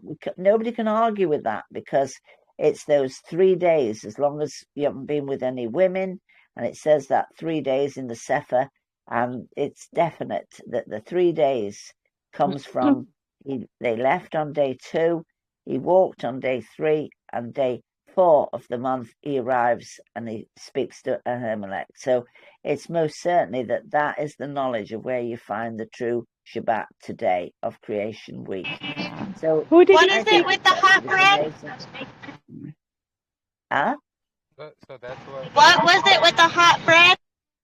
Yeah, he talks about the fact Ahimelech says you can have the showbread that's coming off the table, but he said you can't have the fresh hot bread. And this is the key, you see, that the priesthood in 1 Chronicles chapter 24, the man who was on duty working for 1 week, he would be going off duty at the last part, which is the dawn of the 6th day, which is preparation. His last job would be to get up, go to bed at night, and wake up about 4, quarter to 5 in the morning, and he'd be baking the bread. And his last duty was he'd made the hot bread. He takes it over to see Ahimelech, who's coming now on duty for his week as the other fella's going off duty. He hands the fresh bread to Ahimelech, which is the bread that's going to go on the table of the presence. And he says, you can't have the fresh hot bread. That's telling you straight. It's the Shabbat, because they put the hot bread on the Shabbat. And the man who's going off duty, he's finishing on his last tail end of his 6th day of preparation day, and he's going off back home to his wife, and he's handing over the reins to the Ahimelech coming on as the sun rises on the Shabbat, which is the 4th day of the month, but 7th day of the week. And David appears at the door, and he says to him, "What are you doing here?" He says, "You're not supposed to be here." He says, don't you know that Saul's men are in here having breakfast with them, jam butty? He says, you better, you can't be here. He says, what are you doing? And then again, he lies and he turns around and he says, oh, the king has sent me on business. Well, I suppose it depends which king you're talking about. It wasn't Saul, obviously. It was obviously the king above, the king of righteousness, his business. So he's handing him he says, you can have the bread that's coming off the table. In other words, it had been on there and it's the old bread. He says, you can have 5 loaves. Well, you think to yourself, goodness, is he going to eat 5 loaves to himself? Well, the answer's no, because he's got 4 men hiding in the bushes. So a loaf each for the 4 men and 1 for David, and that's it, 5 loaves. Amazing. Yeah, exactly. There's an ironic story I have about that. And the whole reason we even discovered that Samuel and Chronicles there are pointing out to the Zadok calendar is actually me and Katrina were on with, they call themselves the Covenant Calendar Club. Yes, I know them. Okay, you know about them then, okay. I know the girl. Now, what was she called? Was her surname something Wheeler? Yeah, it was. She was a older woman. Yes. She seemed really sweet, but she was very snappy and had an attitude. But Well, it's funny that because I started out many years ago having a bit of fellowship with them, and when I'd already known that you don't count the Omer within the week of unleavened bread. So stupidly, I think this man actually was called Jeremy, actually, but it's not you, obviously. But this man was Jeremy, and what was her name? Her surname was Wheeler. And so they had said originally at the beginning when I used to go on the Zoom meetings with them, they said, oh, if anybody wants to contribute anything, you can say what you'd like. So I took them at their word and thought that they meant it.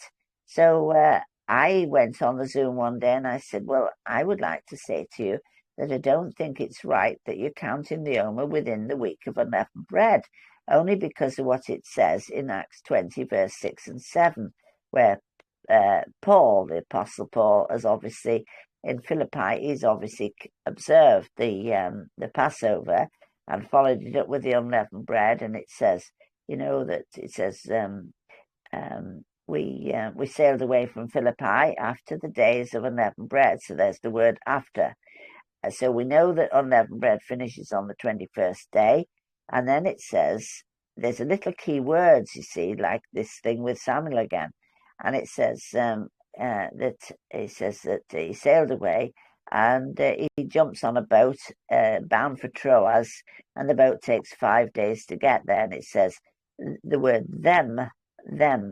And so you think to yourself, who are the them? Well, they're obviously like you and I. They're the other brethren, and they're waiting on the quayside for this boat to come in on the 5th day of the journey to Troas. Then it says he stays there for 7 days. Bed and breakfast he takes, or bed and breakfast. So he stays there for 7 days. But most of our Bibles now have a false translation where they say, and on the 1st day of the week. Well, of course, it's not the 1st day of the week at all. When he stayed there from the 26th, moving on 7 days, you come to, well, on the 6th of those days, it's Rosh Chodesh, and then on the 7th day, it's actually from Leviticus 23, verse 15, it's the first of the set of 7 Sabbaths. But most of our Bibles today turn around and say, and on the 1st day of the week, which is completely false. It's not the 1st day of the week, it's the first of the set of 7 Sabbaths from Leviticus 23:15. Yeah, and that's the day that, of course, the man upstairs in the windowsill, I think his name was Eutychus, he falls down to the floor, and Paul goes and grabs him and says, oh, don't worry, he's all right, his life is still in him. Let's pick him up and give him a jam butty. So that's where that one comes. But it's just amazing, isn't it? But also the fact that this last 7 weeks we've been in this 7 oaths, 7 Sabbaths of oaths. it shows you all the journeys that Paul is making, going around all these various assemblies during those weeks. And then, of course, he says, "Oh, I better hurry up and get back to Jerusalem, to keep Shavuot." And we know what happened there. But oh my, this is fascinating. This journey, isn't it? Oh, it really is. And I love it. Yeah, me too. All praise to the Most High. Yeah. I'm just curious. What did Covenant Calendar have to say when you told them that? Oh, he was extremely rude. He was exceedingly rude to me. He wrote back, and he was extremely rude. Oh, very rude. And I thought to myself, He was really rude to me too. Join the club. Terrible.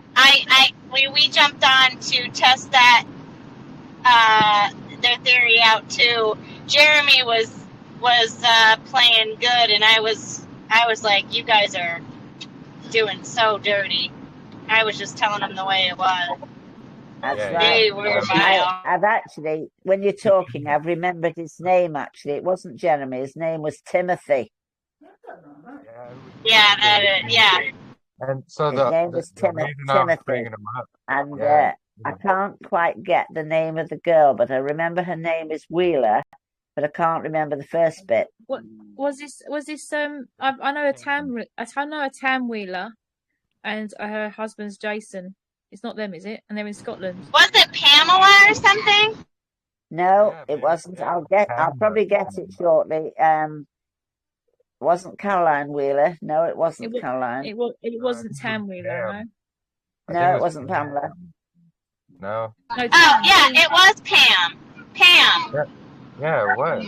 Was it? Yeah. Was it Pam? Pam Wheeler? I'm pretty sure. Yeah, might have been. Yeah, but the man with her, the man was called Timothy. Yeah, for sure. That's boy, I tell you what, he really slated me something horrible about the fact that the Omer count is counted within the week of unleavened bread. I said, no, I'm sorry, but it's not. And he went and laid into me something rotten. Yeah, you should have been there. Me and Katrina were doing the same. Yeah. Where was this? Was this recorded? Yeah, it's not nice. Not nice. Was it recorded anywhere? I'm not sure if it was recorded, but ours was not recorded. No, because we went on to their Zoom or whatever it was. Yeah. And they wouldn't even let us speak until like the very end. And the whole time they were just bashing on Zadok, bashing and trashing him. Yeah. And as soon as they allowed people to speak, Katrina blew up. I sure did. and so I kind of interjected as like the good cop, bad cop kind of situation, and I was like, so you guys make this claim, but scriptures is actually making these claims and so forth. And he was just getting upset. They were both getting upset that I was proving them wrong for scriptures. And then they were like, well, you don't have the 12-hour discrepancy. I was like, what 12-hour discrepancy? And they're like, you need special knowledge to understand it. I was like, so now you need special knowledge to understand what Yahuwah says, we should be like a child and understand. No, again, that's incorrect. And I was just proving them wrong through scriptures left and right. They were getting upset. And that's actually where the Second Samuel and the Chronicles thing got brought up, because they were trying to twist it all into like fit in their calendar. And I was like, nope, actually, this is going to prove the Zadok calendar. This proves the Zadok calendar. This proves it. Right. And they kept trying to say like, so there's that verse where after Messiah rises and the next morning Mary goes to the grave and he didn't let her touch him. He was trying to say, oh yeah, they touched. And so I brought it up And he Yeah. had nothing to say because it shows, yeah, he didn't let her touch him at all. Why? Because of this Yeah. 7-day waiting period for the priestly ordination. And, Yeah, I was just, I am in agreement with you all up to just about everything, apart from one thing, from what you've written in your document. Just a minute, I'm getting plugged in by somebody. I'm getting wired up. Right, just a sec. Right. You get wired up. Yeah, probably. That's it. Right. Okay. Thanks, Mary. So I'm only in disagreement, not in any nasty way, but I'm only in disagreement, not in agreement. That's the wording. Over just one thing. That's all. The rest of it is absolutely superb, but I don't agree with one thing, and I don't want to upset anybody's apple cart, but I personally, this is how I see it, and it's only because of the fact I've touched on this before, due to the fact that I myself have been involved building houses all my life with my husband. We used to build loads. We've built 9 houses from the bottom all the way up to the top, and I mean, when I say we built them, I don't mean we got somebody to build them. I mean, we built them. He would put the blockwork up. I would build the stonework and face the properties, doing stone arches, great big England fireplaces, all sorts of manner of things. And it was only when I went to Israel and I'd looked up beforehand what it said about he was buried according to the custom of the Jews. And just a minute, I'm just going to have a quick swig. That's it, a bit dry. Got some water down me there. So when it says he was buried according to the custom of the Jews, I had a quick look to see in one of my books to see what does that mean. And of course it meant that when I went into the garden tomb, I actually witnessed that there were 2 compartments in there. Only one of them, of those 2 compartments, is the actual tomb. The other one is what they call the preparation chamber. And so I didn't expect to be that way, but I actually was quite overcome with floods of tears when I walked in Jerusalem, because I wasn't expecting what I saw, that it was exactly as the book had said it would be. And so when his body was laid in the actual here, Mary, is your phone here on the bed? Mary, your phone's here. Here. Take your phone. Charlie, come back in. Charlie, come. Good night, Charlie. Right, thanks, folks. So when I went into the garden tomb, the only one of the chambers was the actual preparation chamber, and the other one was the only one and only tomb. So I'm not knocking anybody at all, but I'm aware that Aaron has it that he's taken down off the stake, and that he's shortly afterwards he's placed into the tomb. I personally don't agree, and it's the only thing really that I don't agree with Aaron about, and it's simply because of the fact that even in today's society, at an undertaker's, they wash the body, yeah. And in this book I'd read, it said that they would wash the body and cleanse it of all the blood. Well, we know this awful state of the blood that must have been on him. He would have been heavily congealed, clotted blood. Absolutely, his back would have been in ribbons, and that was no 5-second job to cleanse the blood. And we know that it was only when it got to evening that Joseph of Arimathea went to see Pilate to ask for permission to take the body. Now that was evening. It wasn't 3 PM. Asked permission. Pilate says, "Oh, is he dead already?" He said, "I better send a man just to check." So he sends a man, comes back, says, "Yes, definitely dead." He says, "Right, take your permission to go and get him."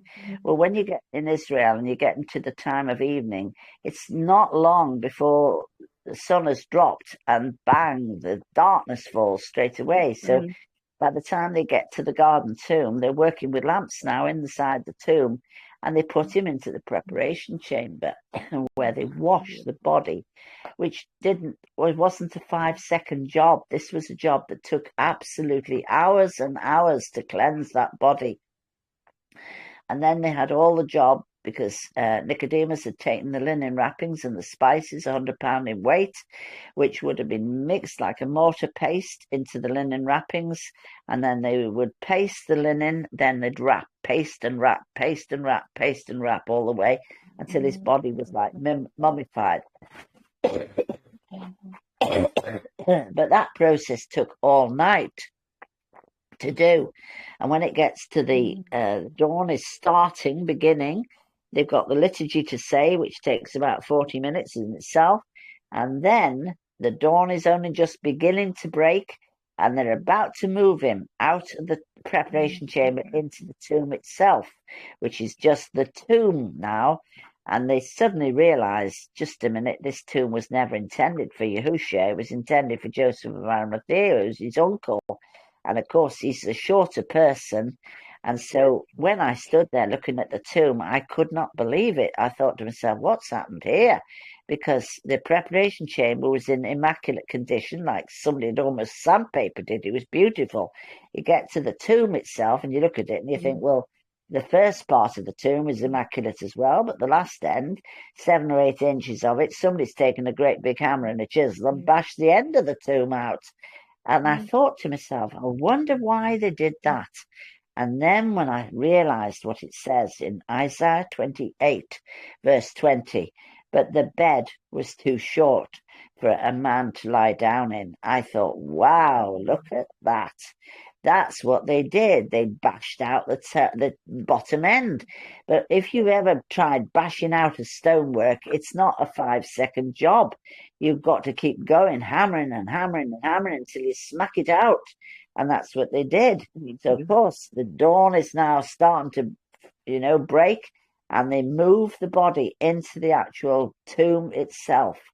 The wording in Genesis where it says, he was 3 days and he was 3 nights in the tomb. So really, all the night of the 15th, they are working on the body to embalm him, get him prepared. And when it's getting to the dawn is breaking, and the dawn is at the tail end of the date of the 15th. And shortly, the 16th sunrise will arise. And so the first of his 3 days, the terminology says day first, day then followed by night. So his 16th is his first day in the tomb itself. His 16th night is night 1. 17th day in the tomb is day 2. 17th night is night 2. 18th, which is always on the Dead Sea Scrolls, is the Shabbat, followed by the 18th, all of the night of the 18th. And so therefore, then you kick in with Matthew 28, verse 1. The women came to the tomb early in the morning of the 18th, while it was still dim, so the sun wasn't up, at the end of the Shabbat. So the end of the Shabbat is at the timing of the dawn breaking. And he was risen.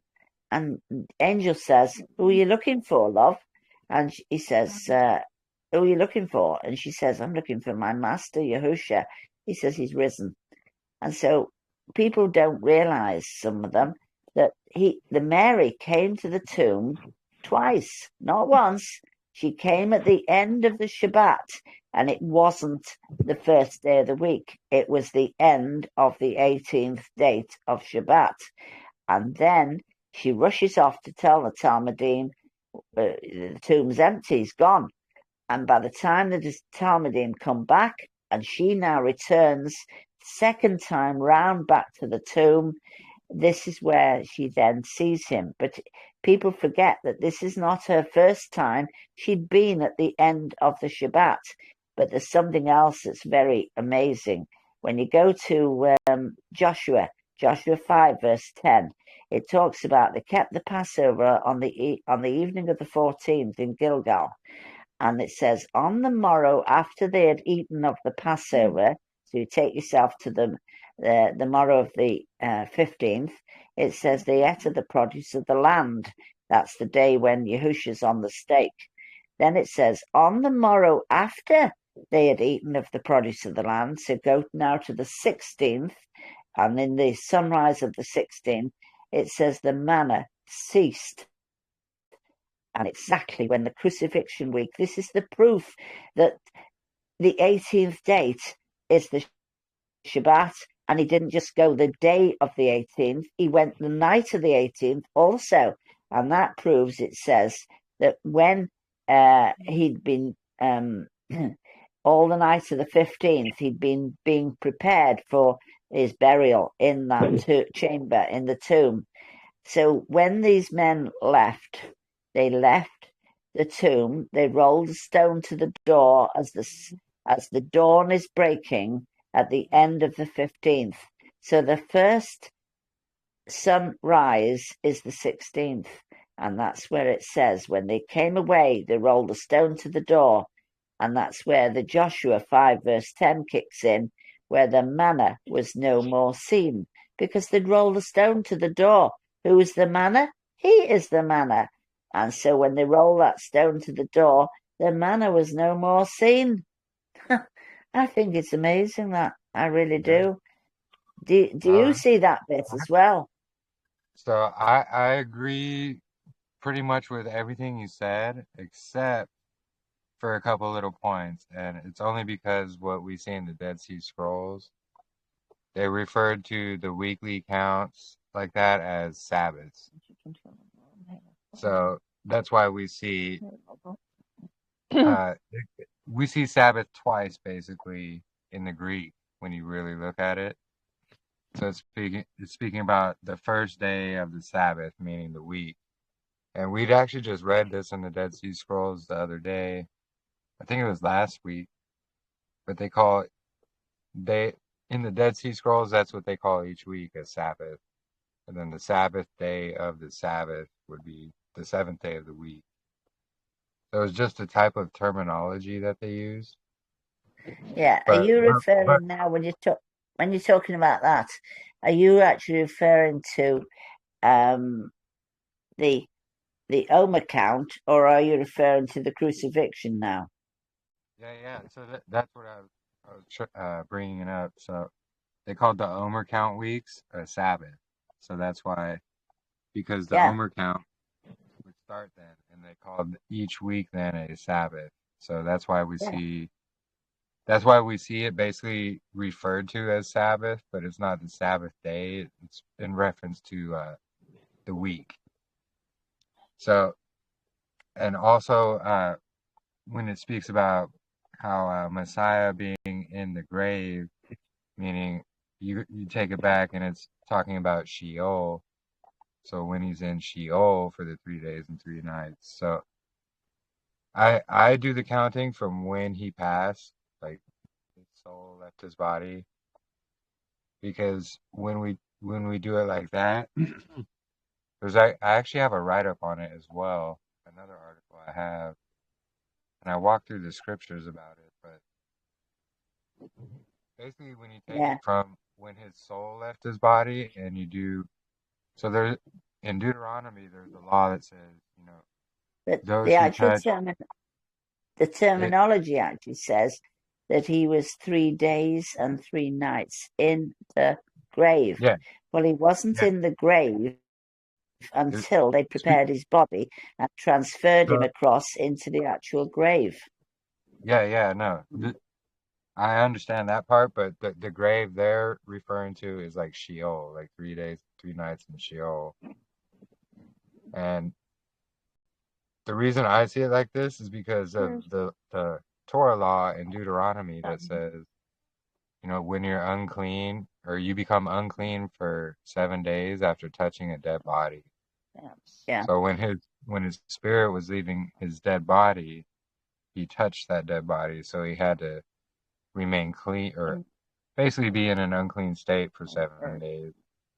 But on the 3rd and the 7th day, it speaks about there that they wash with water to be cleansed. So the 3rd day would actually fall on the last day of unleavened bread, and the seventh day would be literally the next seventh day Sabbath that comes up. Oh. And then there's Leviticus that talks about the priestly ordination, where they have to remain in like untouched, like no one can touch them for 7 days because they're becoming ordained to be a priest. And that's also why Mary was unable to touch him. Yeah. But I thought about that myself actually at one time, and I was thinking to myself, it says that he was seen of them for 40 days. And I started to wonder whether are those 40 days consecutive? And I personally don't think that they are, because the first time he is seen of them is on the date of the 19th, which is the first day of the week. But then there's no record of him seen until the 26th. So that week there, from the 19th to the 26th, is not seen. yeah, I didn't think about that. Yeah, because Yeah. it It's doesn't not necessarily. consecutive. Yeah, that's what I was about to Man, say. It's not necessarily consecutive 40 days. Interesting. Yeah. So I don't think that it runs, because there's no record of anybody saying anything about him on the day after the 19th, when he was seen 3 times. He was seen by Mary. He was seen on the road to Emmaus. So he obviously, I don't know whether he ascended between seeing Mary in the garden, say early part, say 9 or something o'clock in the morning. She saw him in the garden and he spoke to her, and he says, "Don't touch me, I'm not yet ascended." So he obviously hadn't gone at that point. But when it was the road to Emmaus, do you think he'd already ascended somewhere between Mary in the garden and the road to Emmaus? What do you think? I think so, because that's when it talks about Peter or Kefa, because he was like, "Oh, I'm not going to believe it until I touch it myself." And then he Yeah. shows up and he's like, "Go ahead, touch it." And he's like, so I believe I he think had already ascended at that time and then had come back. that's the So thing that I think is absolutely wonderful. The fact that that little small detail that says on the 19th, when he walks through the wall, through the upper room, and he stands there and he says to the Talmudim, he says, "Peace be unto you." He says, "See my hands and my side." And then that small little one-liner says, "But Thomas was not there, but 8 days Thomas was there." So you know that Thomas wasn't there on the night of the 19th, but 8 days later, taking 19 as one of the 8 days, he lands up, of course, on the 26th day, which is first fruits. And that's why Yahusha had been seen on the night of the evening of the 19th, but after that is no more record of him until the 26th. I think that's the ordination.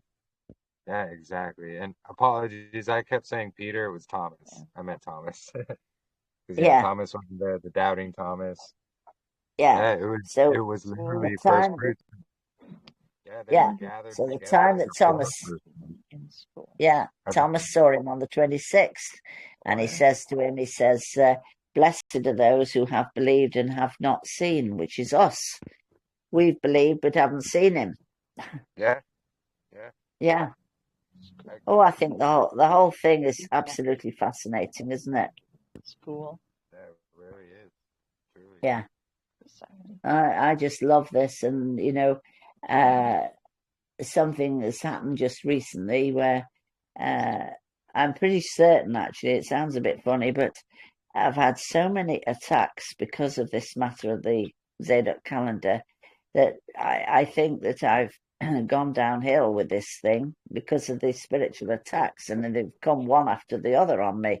Where I think I've just about recovered off one attack, and I get the next one, and it's been the next and the next and the next and the next, and I've had quite a wallop actually, and I think that's why I've gone downhill with this.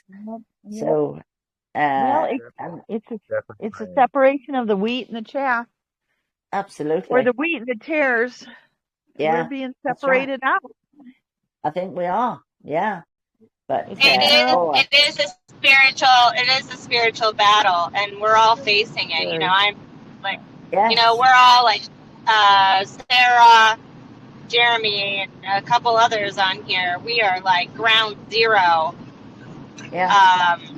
On the battlefield. I mean, I almost jumped into live with BHI. Do you know what that is? BLACK. HE. Okay. Yeah, the racist ones. I almost jumped on a live, and he acts like, just because he said on his live, like, what day is the Saturday, the Sabbath, and then Saturday, Sunday, or you could do whatever you want. And I tried to request to join, and you could tell, like, there was all a bunch of, you know, that particular race up on there, and they would not allow me. Yeah. Like, what? Come on. And just like stuff like that, you know, it's so frustrating. Yeah. But we're on ground zero, and we're taking some hits, personally, and attacks from the enemy all over the place. Yeah. We've been, the enemy's working overtime trying to get this message, this stuff silenced and squashed. Yes. Yes. Yeah. That's right. Yeah. No wonder it says, he who endures to the end, the same shall, future tense, be saved. No wonder it says that, but the attacks that have been coming recently are thick and fast. Oh dear. They really are. Yeah. We could all vouch for that. We could all vouch. I just had to, like, my son was sick, just like you were. But it turned out to be a tooth infection, so, but yeah, I've been struggling trying to figure that out for a really long time. But of course, that's the error of the, you know, dental community. They put a cap on my son's teeth, and under the cap, his tooth was rotting, and it rotted right up through his gums. And it developed into an infection. So, yeah, that was terrible. Oh, my goodness. Did I try everything under the sun? And nothing would work. Finally, I found out it was the tooth. Libby, it was awful. Yeah. Dealing with that, too. So, yeah, we're all feeling it. But, you know, we shouldn't be going to the dentist anyway. So, or the doctors, they're the ones causing the problems. The pharmacia, they're the ones causing the problems, and then we suffer. So you live and you learn, and you have to utilize them to then, you know, take out their mistakes. But yeah, and I've been learning a couple of other things along the way, how to heal the cavities and stuff like that now too. But yeah, it's we have to learn this stuff, and we have to trust and have that belief that he is going to protect us. And I admire you for staying strong and having a group of warriors to help you and provide for you. That's the Father. That's the Father. The gang here, I couldn't speak more highly of them. All of them, they've all looked after me marvelous. They've said, you're not going home to be on your own and looking after yourself like this because you're just not fit. So they made sure that I didn't have to go home and be on my own. And they've all absolutely been wonderful. And they've looked after me like a dream. Marvelous. I really believe that we've reached that place, probably for the first time in my life, I'm witnessing, where we've literally got the Philadelphia love between us all. And we're witnessing it, and I can actually see it, feel it, sense it. And, you know, if one of us is in need, one of us will say, hey, I've got a couple of bob left, you know, you can have it. And I can feel the love between us all. It's really quite remarkable. It's beautiful. Yeah, it's how it should be, honestly. Yeah, All it's praise to the Most High. it's really working the love, the brotherly love between us all, where, if one's hurting, the other one rallies round. It's great. Loving it. Yeah. Yeah.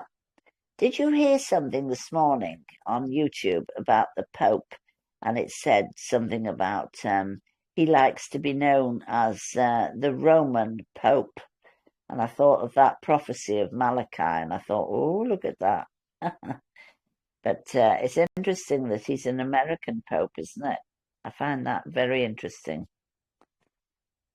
I know, I found that interesting as well. I was Yeah, definitely keeping tabs on that. yeah, yeah. But I don't know about you, but we're over here, our little gang, we're believing that we're getting very close to war. Yeah, it's definitely coming. They've had it planned, and Yeah, all this tension in Israel and the yeah, tension in Ukraine, yeah, basically the stuff going on in the Middle East with all the yeah, countries around there.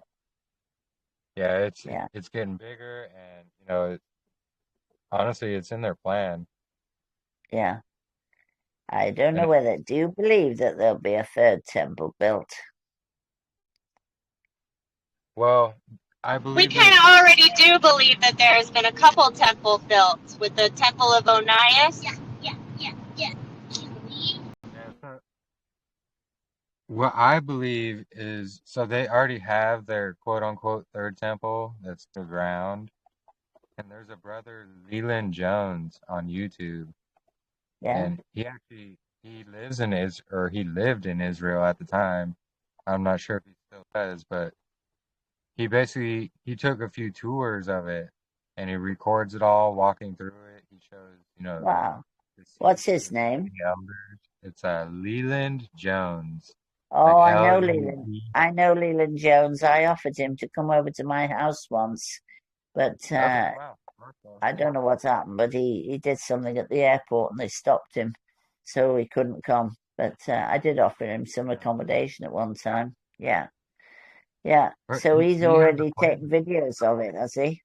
Yeah, he has a playlist on his YouTube channel. It's by his All name, right, Leland Jones, and all it's right, called I think it's something with the temple in the title. Is it like the true temple right, location or the third temple? right. I'll have a But look. I'll have a look at that. yeah, he walked Yeah. through it and he shows, hey, look, he shows all the aspects of the temple, things like that. All right. And I believe they're doing this whole, you know, third temple on the Temple Mound, as they call it, which is actually the Roman fort, but they Yeah. claim it's a Temple Mount. But they want to put Yeah. it there for this whole public show so they can basically implement the beast system, is what it is. Yeah. What Right, happened it's to all a that? show. What happened to that red heifer then that was supposed to be They're sacrificed? still, Have they done it? Have they already done it? no, not yet. They're actually still making a big fuss about those things too, and Are they're they? trying to push things because they're getting too old. Yeah, And because they must be getting towards 3 years old now. yeah, yeah. So it's been a couple years. I think one already passed 3 years old, so it's no longer eligible. Wow. But I Yeah. think So what there's about still a few maybe more. maybe maybe they'll do it when it gets to their Shavuot? Yeah, that's what they're trying to do. They're trying to push it to do it on one of their festivals, Yeah. but they're having Yeah. like a lot of pushback and feedback. But I think it's all just a show anyway, Huh? because Messiah Yahusha is our king and our high priest. He's the one Oh, who's already it made all sure the is. Yeah, sacrifices. So that's right. we don't need any of that. But not to mention they are the usurping Hasmonean imposters who are the Yeah. synagogue of Hasatan over there. So, but I believe they're doing it all for show. in the public eye, so they can implement this whole mark of the beast or the beast Yeah, system itself. yeah, And yeah, they can be seated at the top of it, like, oh, we're the judge over here. The Pope will be the judge for, the Christians. yeah, And just that whole, tracking and tracing and digital ID, digital yeah, medical card, yeah, digital whatever they got. It's all, they try to combine it into one. yeah, they do. Yeah, And I think that it's all for show to push all of that. And then yeah. Elon Musk Well, and his, if you hear anything, let me know about that red heifer. I'd like to okay. know. And I think I'm going to go to bed now. I don't know what time it is, but it must be something Yeah. after midnight, I think. But what I was going to ask is if you wouldn't mind, any of you, if you've got any suggestions on how I get rid of this phlegm still hanging around in me. It's in the back, and it's when I cough, I sound like I'm rattling. Yeah. Yeah, first try the onions on your chest. First try the Right. onions on your chest and on the bottom of your feet. Yeah. Wet a nice a sock and put a wool sock over it. That Yeah. usually will really, really help for you to sleep through the night. Yeah. The onion's a drawer. The garlic is an antibiotic. But Yeah. And then we'll talk about the nebulizer that I really think that you would that would help you tremendously. And I'll send you the book on that, and I'll send you the way to tally it up and reckon it. I don't know if they sell it over in your country. I think so. I think they do. Yeah. Okay, good. I'll get one of the girls to search it out because I'm not good on the telephone, as you know. So they will find it for me on the telephone as to where you get it from. Yeah, get that and start nebulizing it or drinking it. You have to dilute, but drinking it, I'm telling you, I had nodules in my neck that were very painful for a while.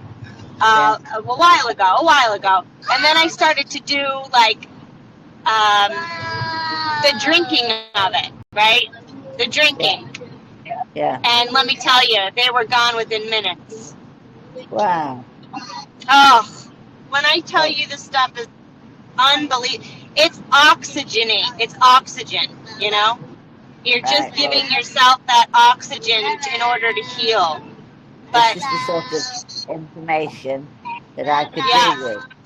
I need that type of information for me to get rid of this because, I can't tell you how serious this has been. It's nearly wiped me out a few times, and I've thought, yikes, I'm going. Yeah. Oh, you're not going anywhere. You're not going anywhere, sis. Yeah. Oh, no. We got to keep you around for a long, long time. Good. Anyway, I think it's long past my bedtime, so I think I'm going now. I've really enjoyed talking to you all very much indeed. And if you put me some information as to what to do, I'll have a go at it. All right. And thank you very much indeed for everything. I will call you tomorrow. And I think it's probably a good time to end this call, too, so that we could take a minute to jump on Snyder. Yeah. Yeah. What did you say?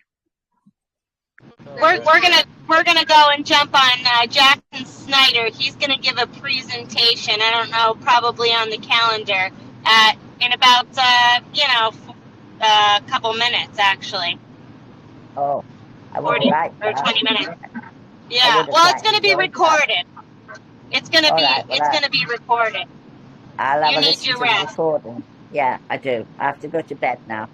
Good night, go sweet. and tuck yourself. Go and tuck yourself in, Libby. Yeah, Good night, thank you, Libby. everybody. Love you all. Bye. Bye. Keeping you in our prayers. Love you too. Love you all. Shabbat Bye. shalom. Shabbat shalom and Shabbat shalom for tomorrow. Bye, sweet. Bye. Shalom. And yeah, Shalom. yeah, we have Bye. Jackson Snyder's presentation in like 20 minutes. So I think we're gonna end it there. And just one quick last thing, for Claire here, because she was asking about Messiah doing the priestly duties and the offerings in heaven. So there's several verses, including in the Dead Sea Scrolls, which is called the Melchizedek scroll in the Dead Sea Scrolls. But it talks about how, well, even in Genesis there, when it speaks of Melchizedek, who is actually Messiah himself, which is why, the Jews try to hide it and say, oh, it's Shem. No, it's actually Messiah himself. But anyways, that's a whole deeper story. But the Melchizedek priesthood is greater than that of Aaron. I believe it says that in Hebrews and Psalms as well. And Messiah, being Melchizedek, became our king and high priest of Melchizedek. So doing that, he is now in the heavenly tabernacle doing all the priestly duties and the offering that we see in the Torah, because he is our perfect high priest that has no sin in him, like he lived sin free. So he doesn't have to atone for sin for himself because he's not of sin. So he can atone for all of us day and night to the Father. I can gather some verses for that if you need. But, there's proof all over scriptures, and especially in the Dead Sea Scrolls, it talks about Melchizedek. Yes, please. Can You you know, have some scriptures if you've got any? yeah, of course. Later on, whenever you're free. Okay, thanks. Yeah, no worries. I'll get them for you. And then, so in Melchizedek, when it talks about Melchizedek in Genesis, it says he has no lineage or mother or father. Well, who doesn't have a lineage, or at that time had no mother or father? It was Messiah himself. And when you read the Melchizedek scrolls in the Dead Sea Scrolls, you see that they talk about how that is Messiah. It's Yahuwah in the flesh. That the image of Yahuwah is Melchizedek. So that's why Abraham was making offerings to him, because even at that time he was still a high priest to Yahuwah. So it's just a very interesting connection. I want to go deeper into that study, which I was planning on doing at some point. Probably after this Jackson Snyder presentation, because I've been working on that a lot. I've also been working on putting together my article about biblical cosmology. I have nearly 300 verses in scriptures, and I'm trying to put that together in a write-up. But I got a few things I'm working on, but I will try to get you those scriptures as well. And Melchizedek is an important topic, actually. So a lot of people, they don't quite understand it, even though it's mentioned like 3-4 times in, the 66 book canon. But in the Dead Sea Scrolls, that's where, a lot is written about it. So yeah, I'll get you that information for sure. We're probably going to end it here because Jackson Snyder's Zoom meeting is 15 minutes. Let me go to the Zoom link here so I can share it again for those who are interested. All right. Pick me. Can't stop, won't stop, right? We got to keep on going all day long. Exactly. Hi. So yeah, I just replied to the Zoom link there for everybody, and then the meeting ID is going to be underneath that as well. So just click on that link. It should take you to a Zoom meeting, and then you just put in the Zoom ID number or meeting ID, whatever it is. And then he should invite you in. And remember, he's older, so sometimes it takes a bit to get invited in. So you might have to wait a minute or two. At least that's what happened last time. And I think it's because he wasn't expecting so many people to show up, because basically our whole group showed up. So it took a while to get everybody in, but yeah. So yeah, if you're interested, there's the Zoom link. It's going to be Jackson himself presenting tonight. So we were just going to listen in. And yeah, if you're interested, feel free to join. And I think we're going to end it here for our fellowship. And then I'll schedule, actually for tomorrow for Shavuot, I'm going to schedule another fellowship as well for a few hours. What time? I have to think about that. Probably about the same time, maybe earlier than today. Maybe like an hour earlier. Earlier? Yeah, Well, maybe like what's that? yeah. Well, we have to wake up and make bread tomorrow, right? Yeah. So It'll probably be about the same time then, because it's 10 o'clock my time, which is 1 o'clock Eastern. So that should allow plenty of time for bread and everything. I wanted to, yeah, that works. yeah. And then I wanted to have our fellowship a couple hours, and I know Ambassador of Yah, or Brother Jimmy, be visiting one of the brothers down here in Avondale, which is about 40 minutes from me. So I was thinking about going and visiting there for like an hour or so as well, but after our fellowship. So we'll see, but definitely planning on having fellowship here. So